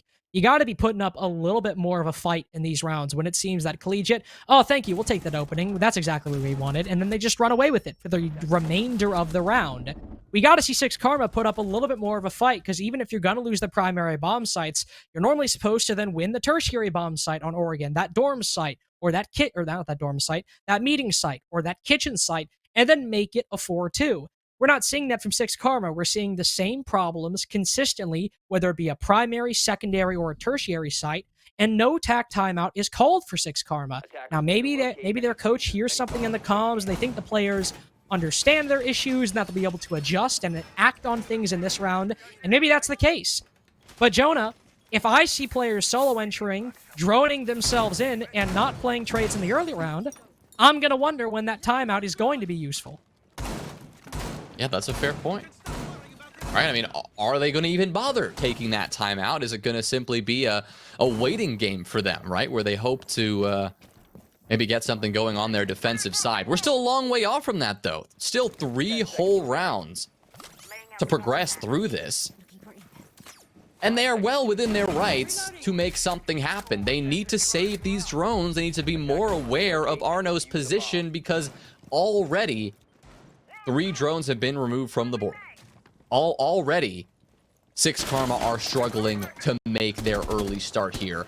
And that's something that they're going to have to come to terms with. They're going to need to find a solution for this. And that is, if that is just being more aware of this aggression, like Jack is clearly doing right now, sure, that should be enough, but they need to limit that to these kills. They need to prevent this from happening over and over again. And Arno tacking on yet another kill in the early round, removing Akibeel this time. For 6 Karma, that's gotta sting.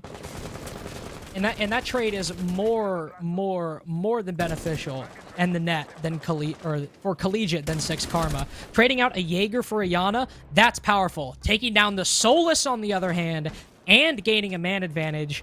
A lot of the damage has been done. A minute's been wasted outside the building, and 6 Karma are now down to 3 drones. A lot of the pain has already been dealt by Arno and Collegiate, but they have that 4v3, and they've dealt with the Solus, who so far has been the bane of their existence in these early rounds. With Wacko on low HP as well, something is possible at the very least. They have those 2 hard reach charges in Jack's back pocket. They can open up some of these angles. They also have those light screens as well for Jack to cut off any of these angles and to make pinching out a player like maybe Mustard or somebody inside of dorms a lot more feasible. One thing they can also potentially rely on. Oh, it's a little bit of a surprise here from Skimzy. Hey, I'm in the site, he says, as he whips down and takes care of Mustard 2. That's a quick double kill for him, and one other player from 6 Karma tacks on another, and they clean up that top floor defense, finally punishing the over-aggression from Collegiate, and a positive change for 6 Karma will give them their first attacking round. And admittedly, it was not perfect, but we did see some of those improvements. One of them being that awareness of the aggression that Collegiate are going for. Those spawn peeks, those peeks out windows, those peeks outdoors, keeping those in your mind and worrying about them when you do expose yourself. Sure, it was still a very close engagement as it was traded out after, but Jack is still able to get that first pick to take out that Jaeger. And then once they start entering the building, they're able to kill Arno inside of Small Tower. And then at that point, 6 Karma don't go about it exactly how I thought, but they were low on drones. And hey, if Skimzy finds an opening on White Stairs, which he did, if he wants to take it, go for it. There was still a lot of positives in that round, as imperfect as it was, that if we can see things be a little bit cleaner on basement, just as negative as I was when we were 3-0, I'm going to be really positive going into this 5th and 6th round. Yeah, that's fair. I think 6 Karma could really get things started here if they allow themselves to, again, stay disciplined and stay together, denying any of this aggression from the side of Collegiate. One drone is, I think, been dealt with there by Collegiate, but that's just about it. So already, I mean, as niche and as minute as that may seem, having those drones up is going to make a huge difference. Just in that last round alone, we saw how they just pummeled the defense with drones, pinned down those roamers within the first minute and a half, and got the man advantage as a result. If they can do the same, use those drones to follow up that intel with kills, we could see them in a very good spot. Of course, Collegiate knows this. Arno knows this. But can they deny these kills? That's the question. Whew. And Collegiate have been so good on this realm, and Wacko just evades death right there. He's able to pull back down Freezer Stairs at not even the last second, probably the last half a second was how close he was pushing that to potentially taking and either winning or losing an engagement with that Twitch. That is Collegiate's best showing so far on Oregon has been in that early round, dealing damage to the drones, getting those opening picks. We've yet to see either. 4 drones taken off the board, to be sure. That's still positive, whereas 6 Karma have been in much worse straits in the early rounds so far in this game. No kills, no bodies lost for 6 Karma either. They spot one inside of Attic, but Akibil might be at risk of losing this one, getting a little aggressive.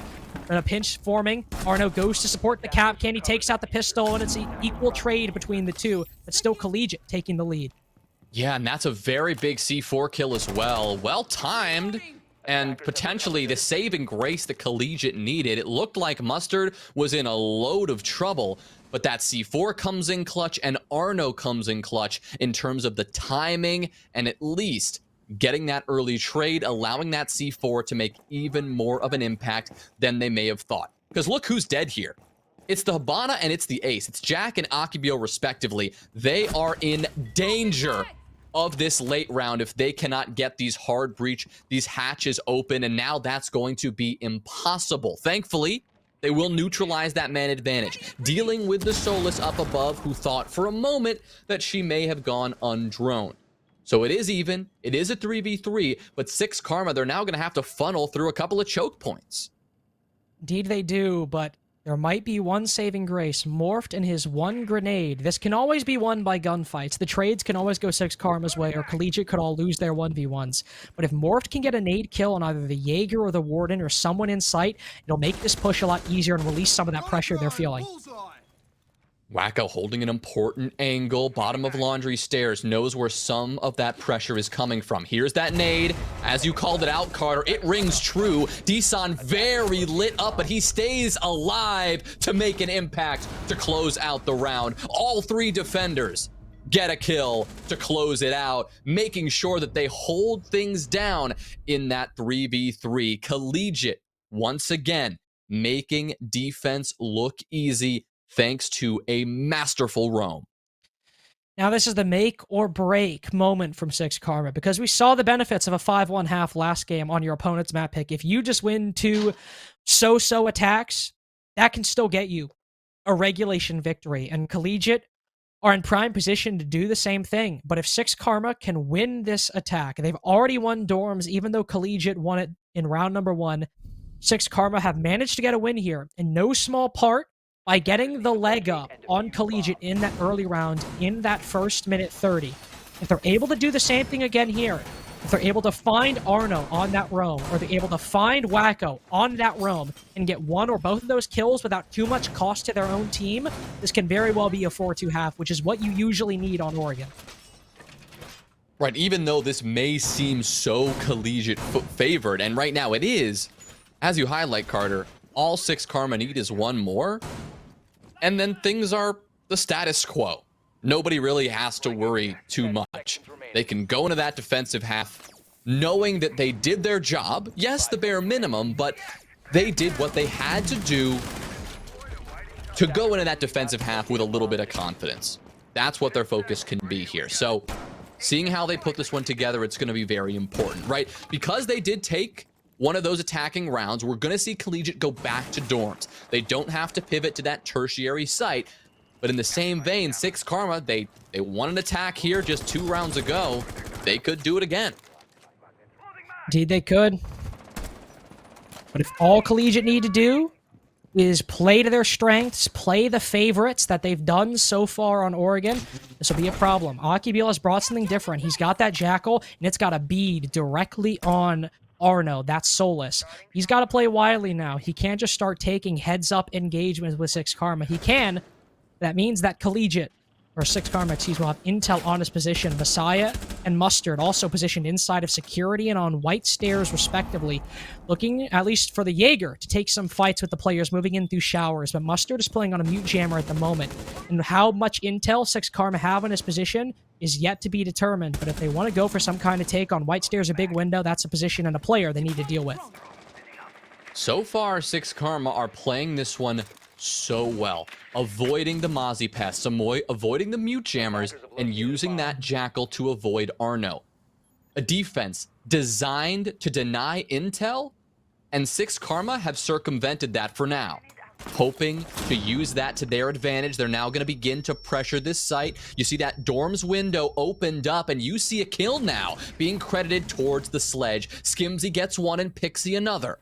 Arno will clap back, though, onto Akibil. Desan, too, as this battle happens outside of security and on white stairs. Still, battles are happening elsewhere. Collegiate are still finding these trades and keeping this one close. Desan, again, will tack on for one more, silencing the Sens for good. And it's just Skimzy on low HP and Morphed to close this one out. They might have Mustard with his back turned. A nade coming in. It's timed well, but Skimzy goes down, and the ADSs deny it. They will recover him, though, so this one's a 2v2. It is a 2v2, but no matter what they do, sure, Desan and Arno might be on low HP, but Skimzy's low as well. They have to funnel themselves through these bottlenecks, and that'll only serve to favor Collegiate, who can play these trades, and if the guns and the bullets hit, they'll be the ones coming out on top of the initial engagements. Gotta be careful of this swing. Again, low HP, like you said, Carter. Skimzy moving in, looking the wrong way, gets exposed to the first angle, but Morph gets the kill in response. Desan lower HP than his opponent, and it's Morphed to swing around the corner and win it. A clutch kill for 6 Karma as they scrape out their second attacking round, only just barely. And depending on how this game goes, that could be the moment for 6 Karma if they're able to win this in regulation or win this at all. Collegiate were by a wide margin the better team in that half. Collegiate had their roam game on lock. They knew what their gameplay was. They played to their strengths, and 6 Karma, even in the rounds that they won, struggled to have an answer for it. And in the rounds they did win, they came down to very close 3v3 floods, or in that round, a 1v1 to finish things off. But they got the 2 rounds they needed. That's what you look for on Oregon Attack. And this is their map pick. Now that they go to the defense, now they will begin to make use of the Solus and try to probably capture some of that energy that Collegiate were able to use against them so routinely and so efficiently. Carter, I gotta say, I'm loving this intel game, this kind of battle that we're seeing play out amongst everything else. in this series so far, because it's not something that we've talked too much about. I mean, in the recent meta, right? I mean, that's something that you used to talk about with the Vigil, Mozzie, Mute, you know, SSG, Roam combo that we always used to talk about as casters, but haven't had to focus on much anymore.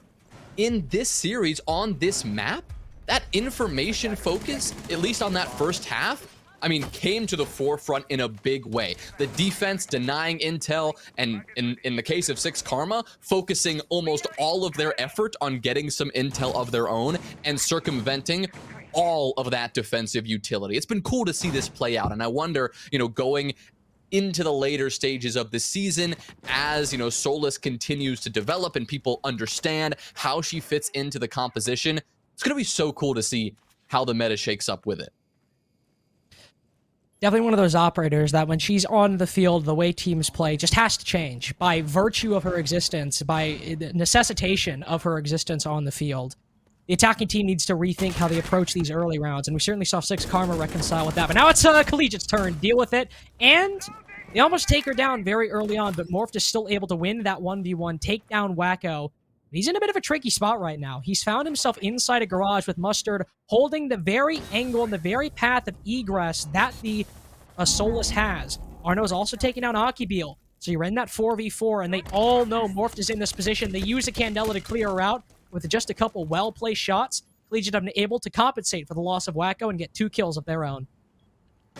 Yeah, that's the good start for Collegiate that they were looking for. Kind of looked messy, of course, in the beginning as Wacko missed an opportunity to take care of the Solus right away.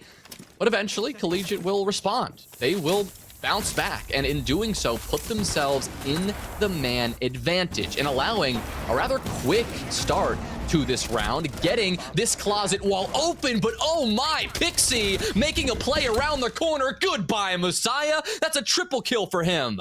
This one, though, turning into a 1v1 all of a sudden, and Pixie's position is known. Arno can use these Candelas to open up this site to allow himself to thrive. The problem is, he's got to find that diffuser. It's the gunfight he takes, though, and it's the gunfight he wins. Swings around the corner in Master, gets the pre-fire, and makes it work. We'll have a rehost called after that very close round between Collegiate and Six Karma, able to win an equally important round of their own, just as round 7, or round 6, excuse me, could have been impactful for Six Karma's chances. Collegiate able to get that first attack by a razor-thin margin in that 1v1. As things are starting to get away from them, it's definitely still the mid-round between these two teams that can sometimes be an issue. For Six Karma there, they're able to get those 2 first picks after losing Wacko inside of Split. But at that point, they've opened up that wall, and that leaves a perfect opportunity for Pixie to enter the fray. He's got that pre-placed C4. He's able to win that fight on the bedroom wall, and the Yana is caught looking inside of Trophy, worried about some aggression maybe coming from Attic or coming in from the site itself. Doesn't think of that flank, and that gives Pixie the perfect opening. But because they were able to deal with that Solus so early on, and Morph put himself in a position where he was basically a dead man walking inside a garage, that round could have been a lot more worse for wear for Collegiate overall, but because of some individual decisions made by Six Karma, and also just some great solid play in that early round, Collegiate take a very convincing first round on attack. I think you touched on it quite nicely there, that it wasn't the cleanest from Collegiate by any means. In fact, it looked like it slipped away from them at the end a little bit, but they were able to pull it out. The Ying was able to get that final kill, and yeah, they may have had some trouble in the early round dealing with the Solus. They got it done, though. They took their time and they forced her out, and then they allowed themselves to get exposed to Pixie, making that miracle run through the breach, taking care of the Yana. It was really well done from Pixie, but again, just not quite enough because of some of those individual decisions, as you said. So hopefully this rehost will get resolved shortly, but so far we've got a pretty clear picture of how Oregon is shaping up. It does seem to be this map that Collegiate are a little bit more comfortable on. Yes, there's still most of the second half to see, but at 5-2, Collegiate, they don't have to play perfect. This is something we mentioned on Skyscraper Card, something you touched on specifically. All they need at this point is 2 skin of their teeth rounds, and they will move on to our decider, and they will have a chance to survive in SCS. And those are the kinds of rounds that Collegiate are gonna likely face at worst if Six Karma don't or don't utilize Solus to the same effect that we saw Collegiate do. Because, you know, there was some impact, won the first fight against Wacko, but Collegiate still had 6 drones, you know, not great for the first minute, but there have certainly been worse. Seen 6 Karma at worst drone counts throughout this series so far, and then died fairly short after. Whereas on Collegiate's side, that Solus was alive for the majority, if not the entirety of the round, constantly having impact early, mid, and late round, able to deny intel and get kills. It's only been 1 defense, so we don't know Morph's full potential on that operator. But if it's something that they are only able to use for the first 45 seconds and Collegiate's roam clear is just that much better than 6 Karma's was on the attack, that the Solus doesn't even really concern them, and it's not a problem, this should still be likely few rounds. Sure, might be close, but that could still very well mean a victory for Collegiate if that Solus play is not on point. And, you know, seeing this map and the way it plays out, it's got me thinking about Villa a little bit, because I'd argue that while Villa may be shaped quite literally more like Skyscraper as far as the map size is concerned, right, it is another Collegiate special map, as I like to call it, right? The classic 3 Collegiate maps, it was Clubhouse, it was Oregon, and it was Villa. We saw it all the time, and it's the maps that you still see all the time in Collegiate, as unfortunate as that may be. But for Collegiate, what that means for them is they're going to be comfortable there. If they go to our decider, I would not be surprised if we see Collegiate play just like this. They play loose, they play aggressive on defense, and they just do whatever they can on the attack to stay together. Once again, we've yet to see more than just their first attack here on Oregon, and this could be a very different beast quite quickly. But right now, the story that's playing out is Collegiate are feeling good, they're playing confident, they're taking gunfights, and 6 Karma have yet to fully get a grasp on how to deal with this Collegiate pressure. Of course, we'll see if that confidence continues. We're getting back into the match, I do believe. Just making sure that all the settings are correct, of course. Making sure that we got the round count in properly, got the sight rotation in properly, the operator band's all good, of course.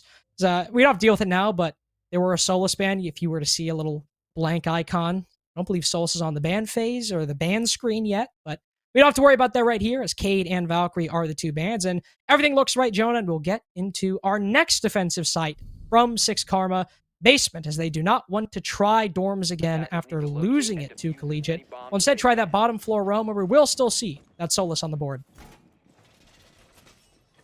Yeah, this is where I think Skimzy is really going to have to channel that Arno energy as much as possible, right? We know that 6 Karma have it in them because it's exactly what we saw from them on Skyscraper defense.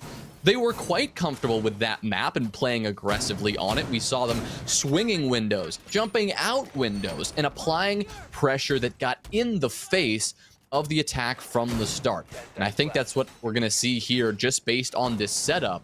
There's no bunker hold whatsoever from 6 Karma. Instead, they are not just roaming, but extending to this first floor, using reinforcements and these castle barricades to really solidify this map control as long as they can. And there's really not a plethora of explosive utility on the attack. I mean, you've got those 2 lifelines, you've got those 2 frag grenades, and maybe a God 6 somewhere, but not a lot for Collegiate, unfortunately. And nope, well, doesn't matter, because Collegiate are just rushing in anyway. They've seen how hard and dedicated that extension is, and also noticed, oh, Pixie, he's just alone on the site. We'll take this control very quickly. But unfortunately for them, it was a false flag. Everyone is here. Everyone is waiting. A 5v1 now is Wacko. The only one left, Jonah. Oh, poor sweet baby Wacko. No kills or deaths since the rehost, but is likely about to find one, if not both, just a death in this case. 6 Karma take a flawless round, who quickly retake the site and rotate back once Collegiate rushes in. Well, Carter, any good extension, any good roam, it's only as good as your ability to rotate back to the site quickly. Frankly, that is the truth of it. And the attack there from Collegiate, it's the kind of thing that could have potentially exposed some 6 Karma weaknesses, could have absolutely surprised them and taken control of the site and left all of those defenders off of the objective.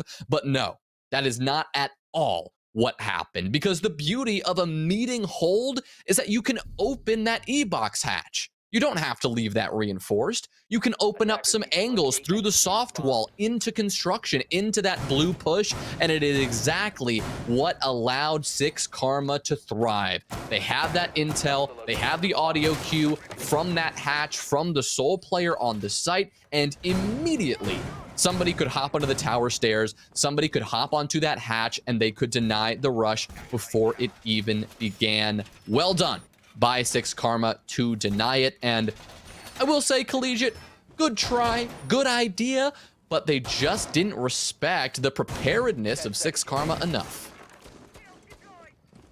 Now we still have yet to see how 6 Karma respond to that full clear. We know they can deal with the one-offs, the gimmicks from Collegiate. But it was that first round where we didn't see a one-off or a gimmick. It was just a genuine attempt at a clear by Collegiate, and 6 Karma ended up being the ones that fell short, even though it came down to a 1v1. So now we get to really see, Jonah, how they use this Solus, how they use these off-site positions. But also on an off-site, we don't normally see it. It is that tertiary site, but it's meeting hall and kitchen, or sorry, kitchen and dining instead of meeting and kitchen.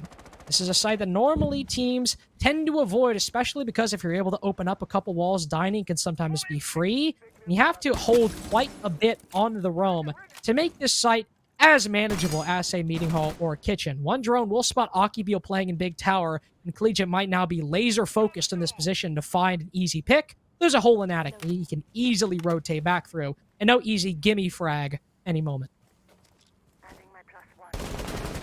Well, Wacko may be looking to get a bit cheeky here as he identifies the open green hall window. No defenders there to really take advantage of, though, as everyone on 6 Karma is playing relatively patiently. As I say that, it's Skimzy to hop up and deal damage to Messiah. The fatal blow dealt as well. The Ash taken care of. Pixie suspicious that somebody is in green hall. His suspicions, they would be right. And he's actually going to take the fight. Wow. Even Wacko wasn't expecting that one, as Pixie just swung wide and took care of business. 5v3 for 6 Karma. So far on the attacks, the Collegiate Gunners not gunning as much as they would have wanted. It is actually a meeting hall kitchen defense. I apologize for the mistake. But point still stands. 6 Karma, who now have this upstairs control, will make that a lot more impactful. Since Collegiate were not able to clear everything that 6 Karma needed to hold to make this work. They have that meeting hatch, they have that attic control, and getting a stage plant will be difficult if 6 Karma can play the trades and play some of that utility. Though they don't have any C4s remaining, they can still play through those hatches and play those long angles. Arno trying to creep up, but Jack, he's got an idea on the Ace's position. Now as Arno, the man with the diffuser, has to push on in. This is where the angles and the gunfight should come alive for 6 Karma. Yeah, you've got Akibeel in position to take advantage of this. Arno has to be careful of what lies in wait up above. And it looks like that will be their focus. He'll open this up with another Selma, exposing this angle, but with 30 seconds remaining and with the case in hand, he cannot dilly-dally. You've got to make a move towards the objective because now the diffuser is dropped up above. This will take a few seconds to grab. They're going to have to pivot, or they could just send it in and take the gunfights. Collegiate not quite putting it together there as their plan began to crumble to pieces, and they could not quite put the puzzle back together. 6 Karma take another round. They narrow the deficit to just 1. And this is the 6 Karma we saw on those skyscraper defenses. The oppressive force, the 5-man team that completely smothers any type of entry or any type of play should it try to manifest. We saw it on meeting, whereas we didn't see much of it in round 7. It was a lot more isolated, a lot more separate in the early round that gave Collegiate some easy opportunities for frags. This was not the case. Players were getting aggressive just like on Skyscraper in spots you would expect and spots you didn't expect, like when Wacko was swung from kitchen inside of green. If that's the defense we have in store, that's the team that can take Collegiate to all 12 rounds or take them to OT if Collegiate is able to win one more. Dorms was where they fell previously, where it came down to a 1v1 to decide who was going to take that first round after the side swap. 6 Karma can get it right here. It's officially anybody's game. I'd argue that 6 Karma almost should have won the previous Dorm's defense. It came down to, like you said, Carter, a scary 1v1 for both teams. I think Pixie probably have the advantage in that gunfight. The one thing he didn't have was HP, and that's where the Ying kind of took advantage of that. But if that situation happens again, I don't know if Pixie is going to let that one slip by, let that opportunity slip away after that triple and near quad kill in the clutch from him. Interesting element, though, that we can talk about on the side of this Collegiate attack, as Wacko has switched over to the Glaz. Once again, seeing this more unusual operator selection see the light of day. Now, usually when we see them for those one-offs. We saw it for that Monty or attempted Monty take on Skyscraper, but now we see him bring it on Oregon with frags, oddly enough. Not those smoke grenades. He's got that extra set of frags to complement Messiah's set as well. But with no smoke grenades on the attack, you lose one of those key benefits of the Glaz, being able to, well, see through that smoke, Jonah. You don't have that secondary utility to look through anymore, and if you want to, you might have to rely on any, maybe concussions of some kind or smoke grenades from Jack. I'm not too sure what, but maybe he's just really a DMR player and really focused on using that secondary utility. But of course, if 6 Karma are able to get aggressive and use those C4s, well, it's not going to matter much, is it? That is so well done from 6 Karma. I mean, Akibil, good read on the situation. He knew that those mute jammers, his presence in Trophy had frozen the attack on Master Balcony, and he took advantage beautifully. That's a great opener. So far, 6 Karma, they have managed to avoid the crouch walking Ash throughout the map.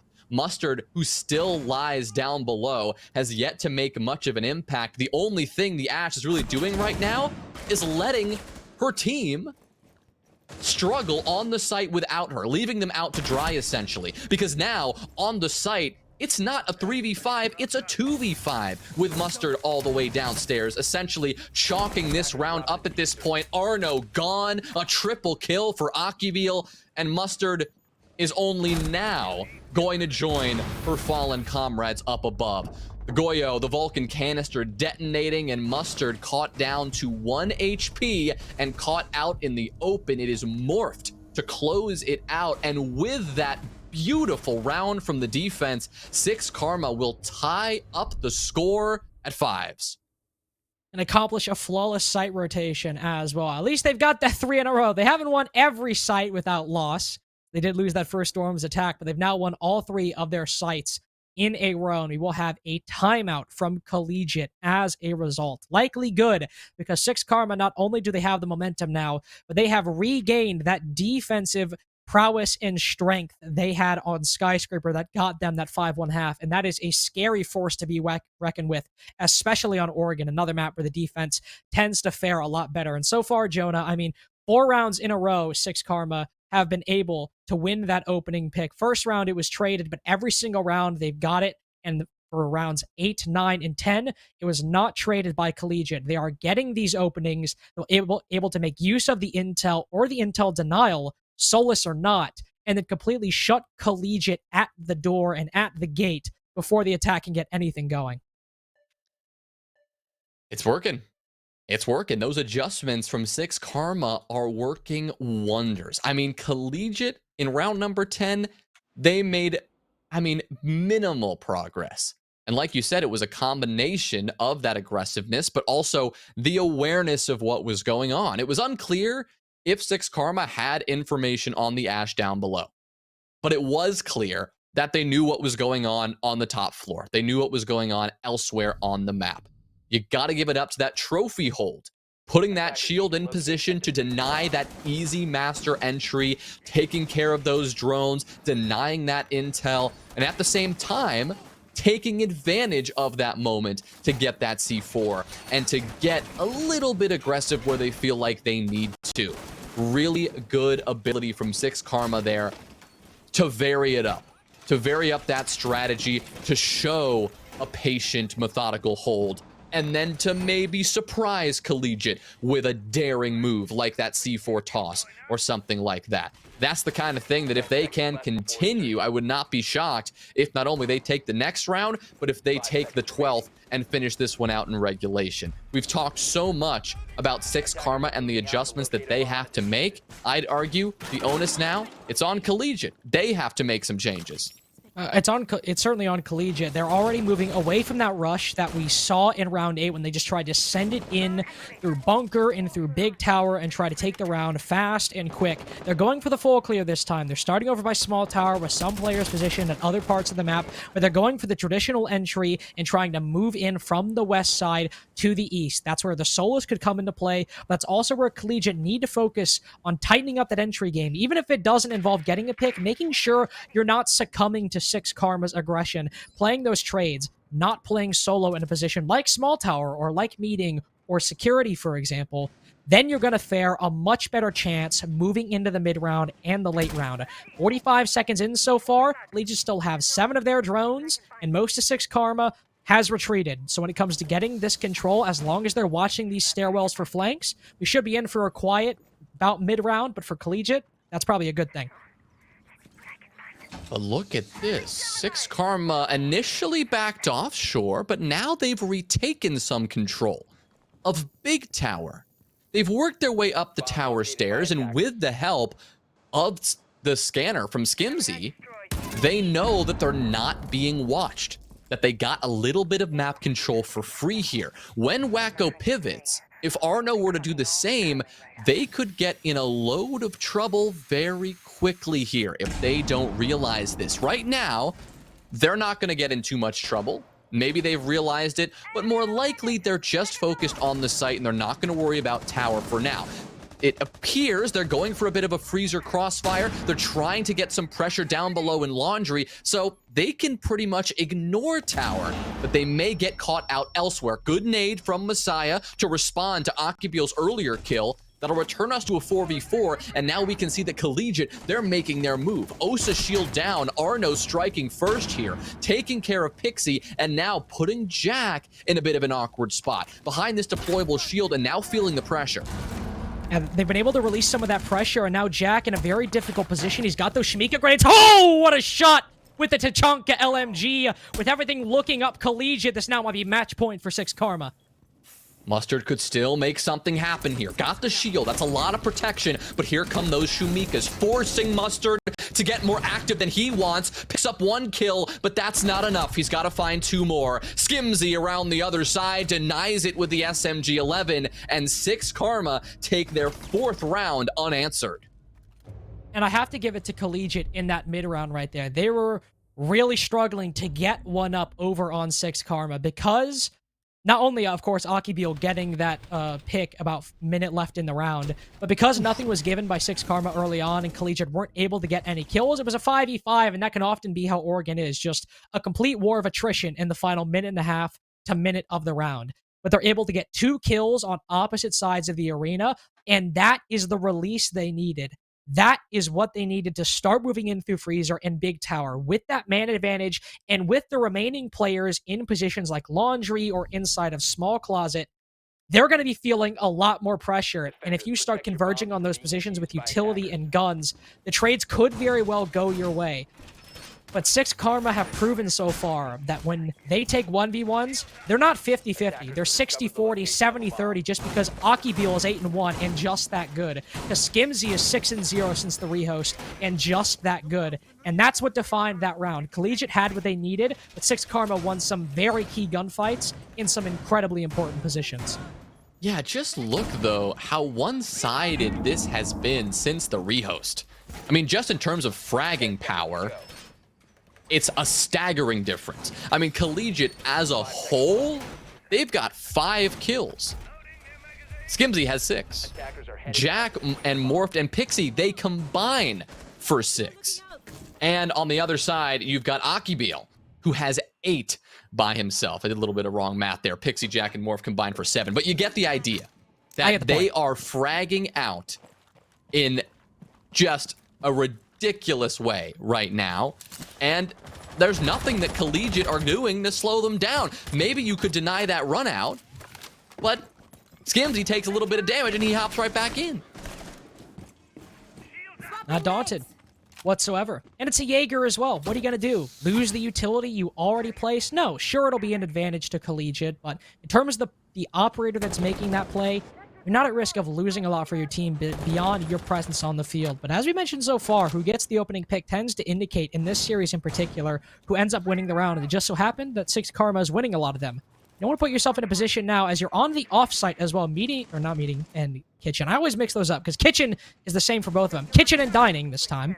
Different site than we initially saw. This is a site that still the attack is more favored to win in comparison to dorms and basement. So they could tip this in their favor and still push you to overtime. 2 players on the top floor, 2 players down in basement. That just leaves 1 on the site, Jonah. You got to be careful that Pixie doesn't end up losing this. He's going to rotate around in security. Oh, surprise, Arno. What? Was he alone over by security? Where's the support? Where's the trade? Gets blindsided by the defense, and no response is found by Collegiate at all. Collegiate right now, they're looking eerily similar to these skyscraper attacks, pushing in as individuals, and they are getting outright denied. A nade kill found from Messiah, and Wacko will get one too, equalizing in the most important moment yet. Tied up 3v3 in this last minute. Equalizing, but they cleared out the player on the site. Pixie was the one guy sitting on site for the defense, and now the other 2 are all playing retake and playing crossfires as Collegiate move on in. Now Morphed has vertical angles. We have 1 player on freezer stairs, and we have the Azami up above with a vertical angle as well. So it's not like Collegiate are lacking presence, but with Morphed now down, they might have started in a 3v5, but they might have their opportunity to push to OT. OT is only moments away. As long as Collegiate can play the trades here, they just have to stay together. 25 seconds, it may get a little bit messy. They just need to stay composed. Around the other side, it's Wacko. Where's the support? That was a completely isolated push, and all of a sudden the tides have turned. Messiah and Desan are low on HP, and this is desperate moments for them. Skimzy, what is that? A triple kill for him, fully concussed, but he gets it done. Desan rounds the corner and gets one, but has to stick this plant, and that's gonna do it. Akibil drops down, closes out the series, and Collegiate, they may have hung on in one best of 3, but the second time around, they come across 6 Karma, and they are merciless. Collegiate will say goodbye to SCS7, and 6 Karma will move on. 5 rounds in a row for 6 Karma to secure that victory, and they secure it in fashion. To give the credit where credit is due for Collegiate, who we are now saying goodbye to, as you mentioned, if you want to make an argument for what Collegiate can do, the heights they can achieve against some of these teams, look to that defensive half on Oregon. Excellent Solus play. Excellent intel denial, and the capability to outshoot players like Akibil and Skimzy, who we thought were going to be nigh unstoppable in this series and on Skyscraper and on Oregon. But once the side swapped, 6 Karma had some plans in there of their own. The Solus might not have been as flashy, but that's because it was not isolated or singular players on the roam. It was 2 people flanking up laundry stairs like we saw in that last round, or multiple players flanking up back tower stairs like we saw in the second basement defense. 6 Karma, when it came to the roam, it was a lot more of a team effort, but Collegiate did make a good showing individually at what they can do when they are put in these positions where they need to win those fights. Oh, certainly. I mean, Collegiate, they did flex their gunning ability. They flexed that defensive masterclass when it came to the information denial. They did have a few rough moments, though. You're seeing one of those examples right now, that near disaster where Pixie kind of just ran up all over them. You're seeing one there where they got picked apart one by one in meeting hall. When it came down to limiting those mistakes on the attacking side, that's where things started to slip away for them. And it is this moment, that last-ditch effort in that final round, and a little bit of maybe over-aggression in the individual play there from Wacko on the Ash that got them into a little bit of trouble. It's those small things that a team like 6 Karma is going to be more than capable of taking advantage of and making you pay for. That's just the reality of it. Crazy, though, that through the first 7 rounds of that map, Collegiate took 5 of them.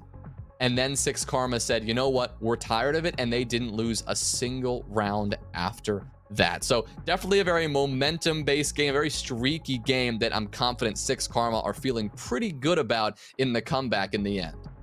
And of course, that does mean that 6 Karma do stay alive in SCS, and they will go to the final stage of the group stage, that last little square. You saw the top one and the bottom one. Well, after these next couple of days, there'll only be just a few teams remaining, and 6 Karma will make it to that stage where they are 2-2 now, and one more win or one more loss will either mean they make it to playoffs or they are joined Collegiate in being on the outside looking in for SCS7. So congratulations to them, of course. We'll have to see who they'll play, as this is the first bout of these matches, so their matchup is by no means secure just yet, but I can say that they are the first team to make it to that final make-or-break stage of the Swiss stage. Right, they're not out of the woods just yet. They still need to win another best of 3, right? This was their first one, but they still have one more to go if they want to make it into playoffs, and that is the game that will decide it. But we've got an interview for you. We've got a chance to talk with the 6 Karma victors right now and actually get some thoughts on the map and get some thoughts about going forward. Hey, Jack, how you doing? I'm doing good. What about you? Good, I'm doing great. Well, congratulations on the win, a big best of 3 victory, and I guess already I just want to focus on map 2 because that's where we saw a lot of shifts. You came out on the attack, and we saw some struggles against the Solus and the information game. How did you shift things up going into that second half, or maybe even on the attack? What did you change to come away with those 2 rounds? Like, we were trying to get some frags, but we wasn't winning our gunfight, so we just changed and we played together so we can get the refrag. And I think we got it, so we could come back. Did you experience a lot of trouble with Solus with those drones? Like, obviously she's new and we're very interested in how she's gonna come into the competitive scene. Did you find her overwhelming when bringing those drones into the map? Yeah, she's pretty annoying. Like, you can put a drone inside because she's just gonna run and shoot it. Yeah, it was definitely tough to watch, but I'm glad you guys were able to make it happen. And then on defense, you guys had that rehost, and then you came back and you just dominated. Was there any specific thing you were focusing on to deny the aggressiveness of Collegiate and what you expected? We were trying to get a lot of info out of them so we could just play inside and get the refrags, the angles. So I think we did pretty well and it worked. So that was the only thing. There you go. It worked. So I guess yeah, I guess it was a good strategy. Anything else you want to say before we say goodbye to you? No, that's all. All right, thanks for joining us, Jack. Good luck in the next best of 3. We'll see you as you, I guess, play in your decider match to see if you make it into the playoffs or not. See you then. See ya. All right, well, it seems that, I mean, you said it pretty simply. It worked. I liked it. We did it. We made it happen using that information, I think, is what he highlighted that is so impactful, because we talked about that so much during the map, and that information is what allowed them to go so insane on the entry. Take a look at Skimzy there. 4-1. Morph and Jack also going positive compared to Collegiate on that side of things. The entry stats not looking as nice. Yeah, and a lot of those entry stats that Collegiate got were on the defense. Like, a lot of what Arno got, those opening kills, that was on the defense with Solus. You get to the 0-4, even the 1-1 being the best stat for Collegiate. It's hard not to focus on that in this post-mortem of Oregon in particular. Wacko, who we highlighted as having a 16-6 entry. Of course, that's over 5 maps, but we expect him to be at least positive if he's the one playing that Ashe, or if we have Messiah playing that Yana. But 1-1 and 0-4 for the entry duo, it's a tough stat to look at. And of course, that means Arno, after that performance on the defense and also some solid performances through map 1 and 2, he's the best rated player on Collegiate, the only one, well, aside from the 1-0 Mustard, the only one with a positive entry statistic that took more than one opening engagement. And compared to 6 Karma, it's night and day. Yeah, it's a really big change there, and I honestly got to say the plants as well on the far right side of your screen, that definitely catches my eye, because the only plant that we saw in this entire series, a very gun fight heavy, frag heavy series, It was on Skyscraper and the little surprise ninja plant that Jack pulled off on the Thermite, sneaking into Karaoke, using that reinforced single panel to kind of just tuck in the corner and pray. And that was the only one we saw across 2 maps. That is pretty crazy. Shows you the kind of game that both of these teams are comfortable playing. We saw that aggressiveness, that gun skill from 6 Karma on Skyscraper, and then from both teams on Oregon as well. Yeah, and for me at least, when you talk about that plan, I mean, that was the type of plan that was a means to an end, right? Like, they put it down inside of Karaoke just to try and get everyone to retake so they could kill them on the retake, right? It only came when it was the last resort they could possibly go for. And so, overall, describing this as a gunfight heavy map or series, I mean, that might not even be doing it the justice it deserves for the win condition for both of these teams being which 5-man roster was alive or had players remaining and which one was completely in the grave. That's what decided this series. Well, it's been a great series to kick off the night, and of course, it's been great to be back here on the mic for SCS. Carter, as always, a pleasure casting with you. We are going to step aside, though, because our second series of the night, that's going to be Aerial Arise Investigation File, another very important elimination game. That one is coming up right after this. We're going to pass the mic to Crow and Fellow, so stay tuned for that. Of course, a quick break before we get there. So our second series of the night will be coming your way in just a moment. SCS will be right back. On a double, though, and he finds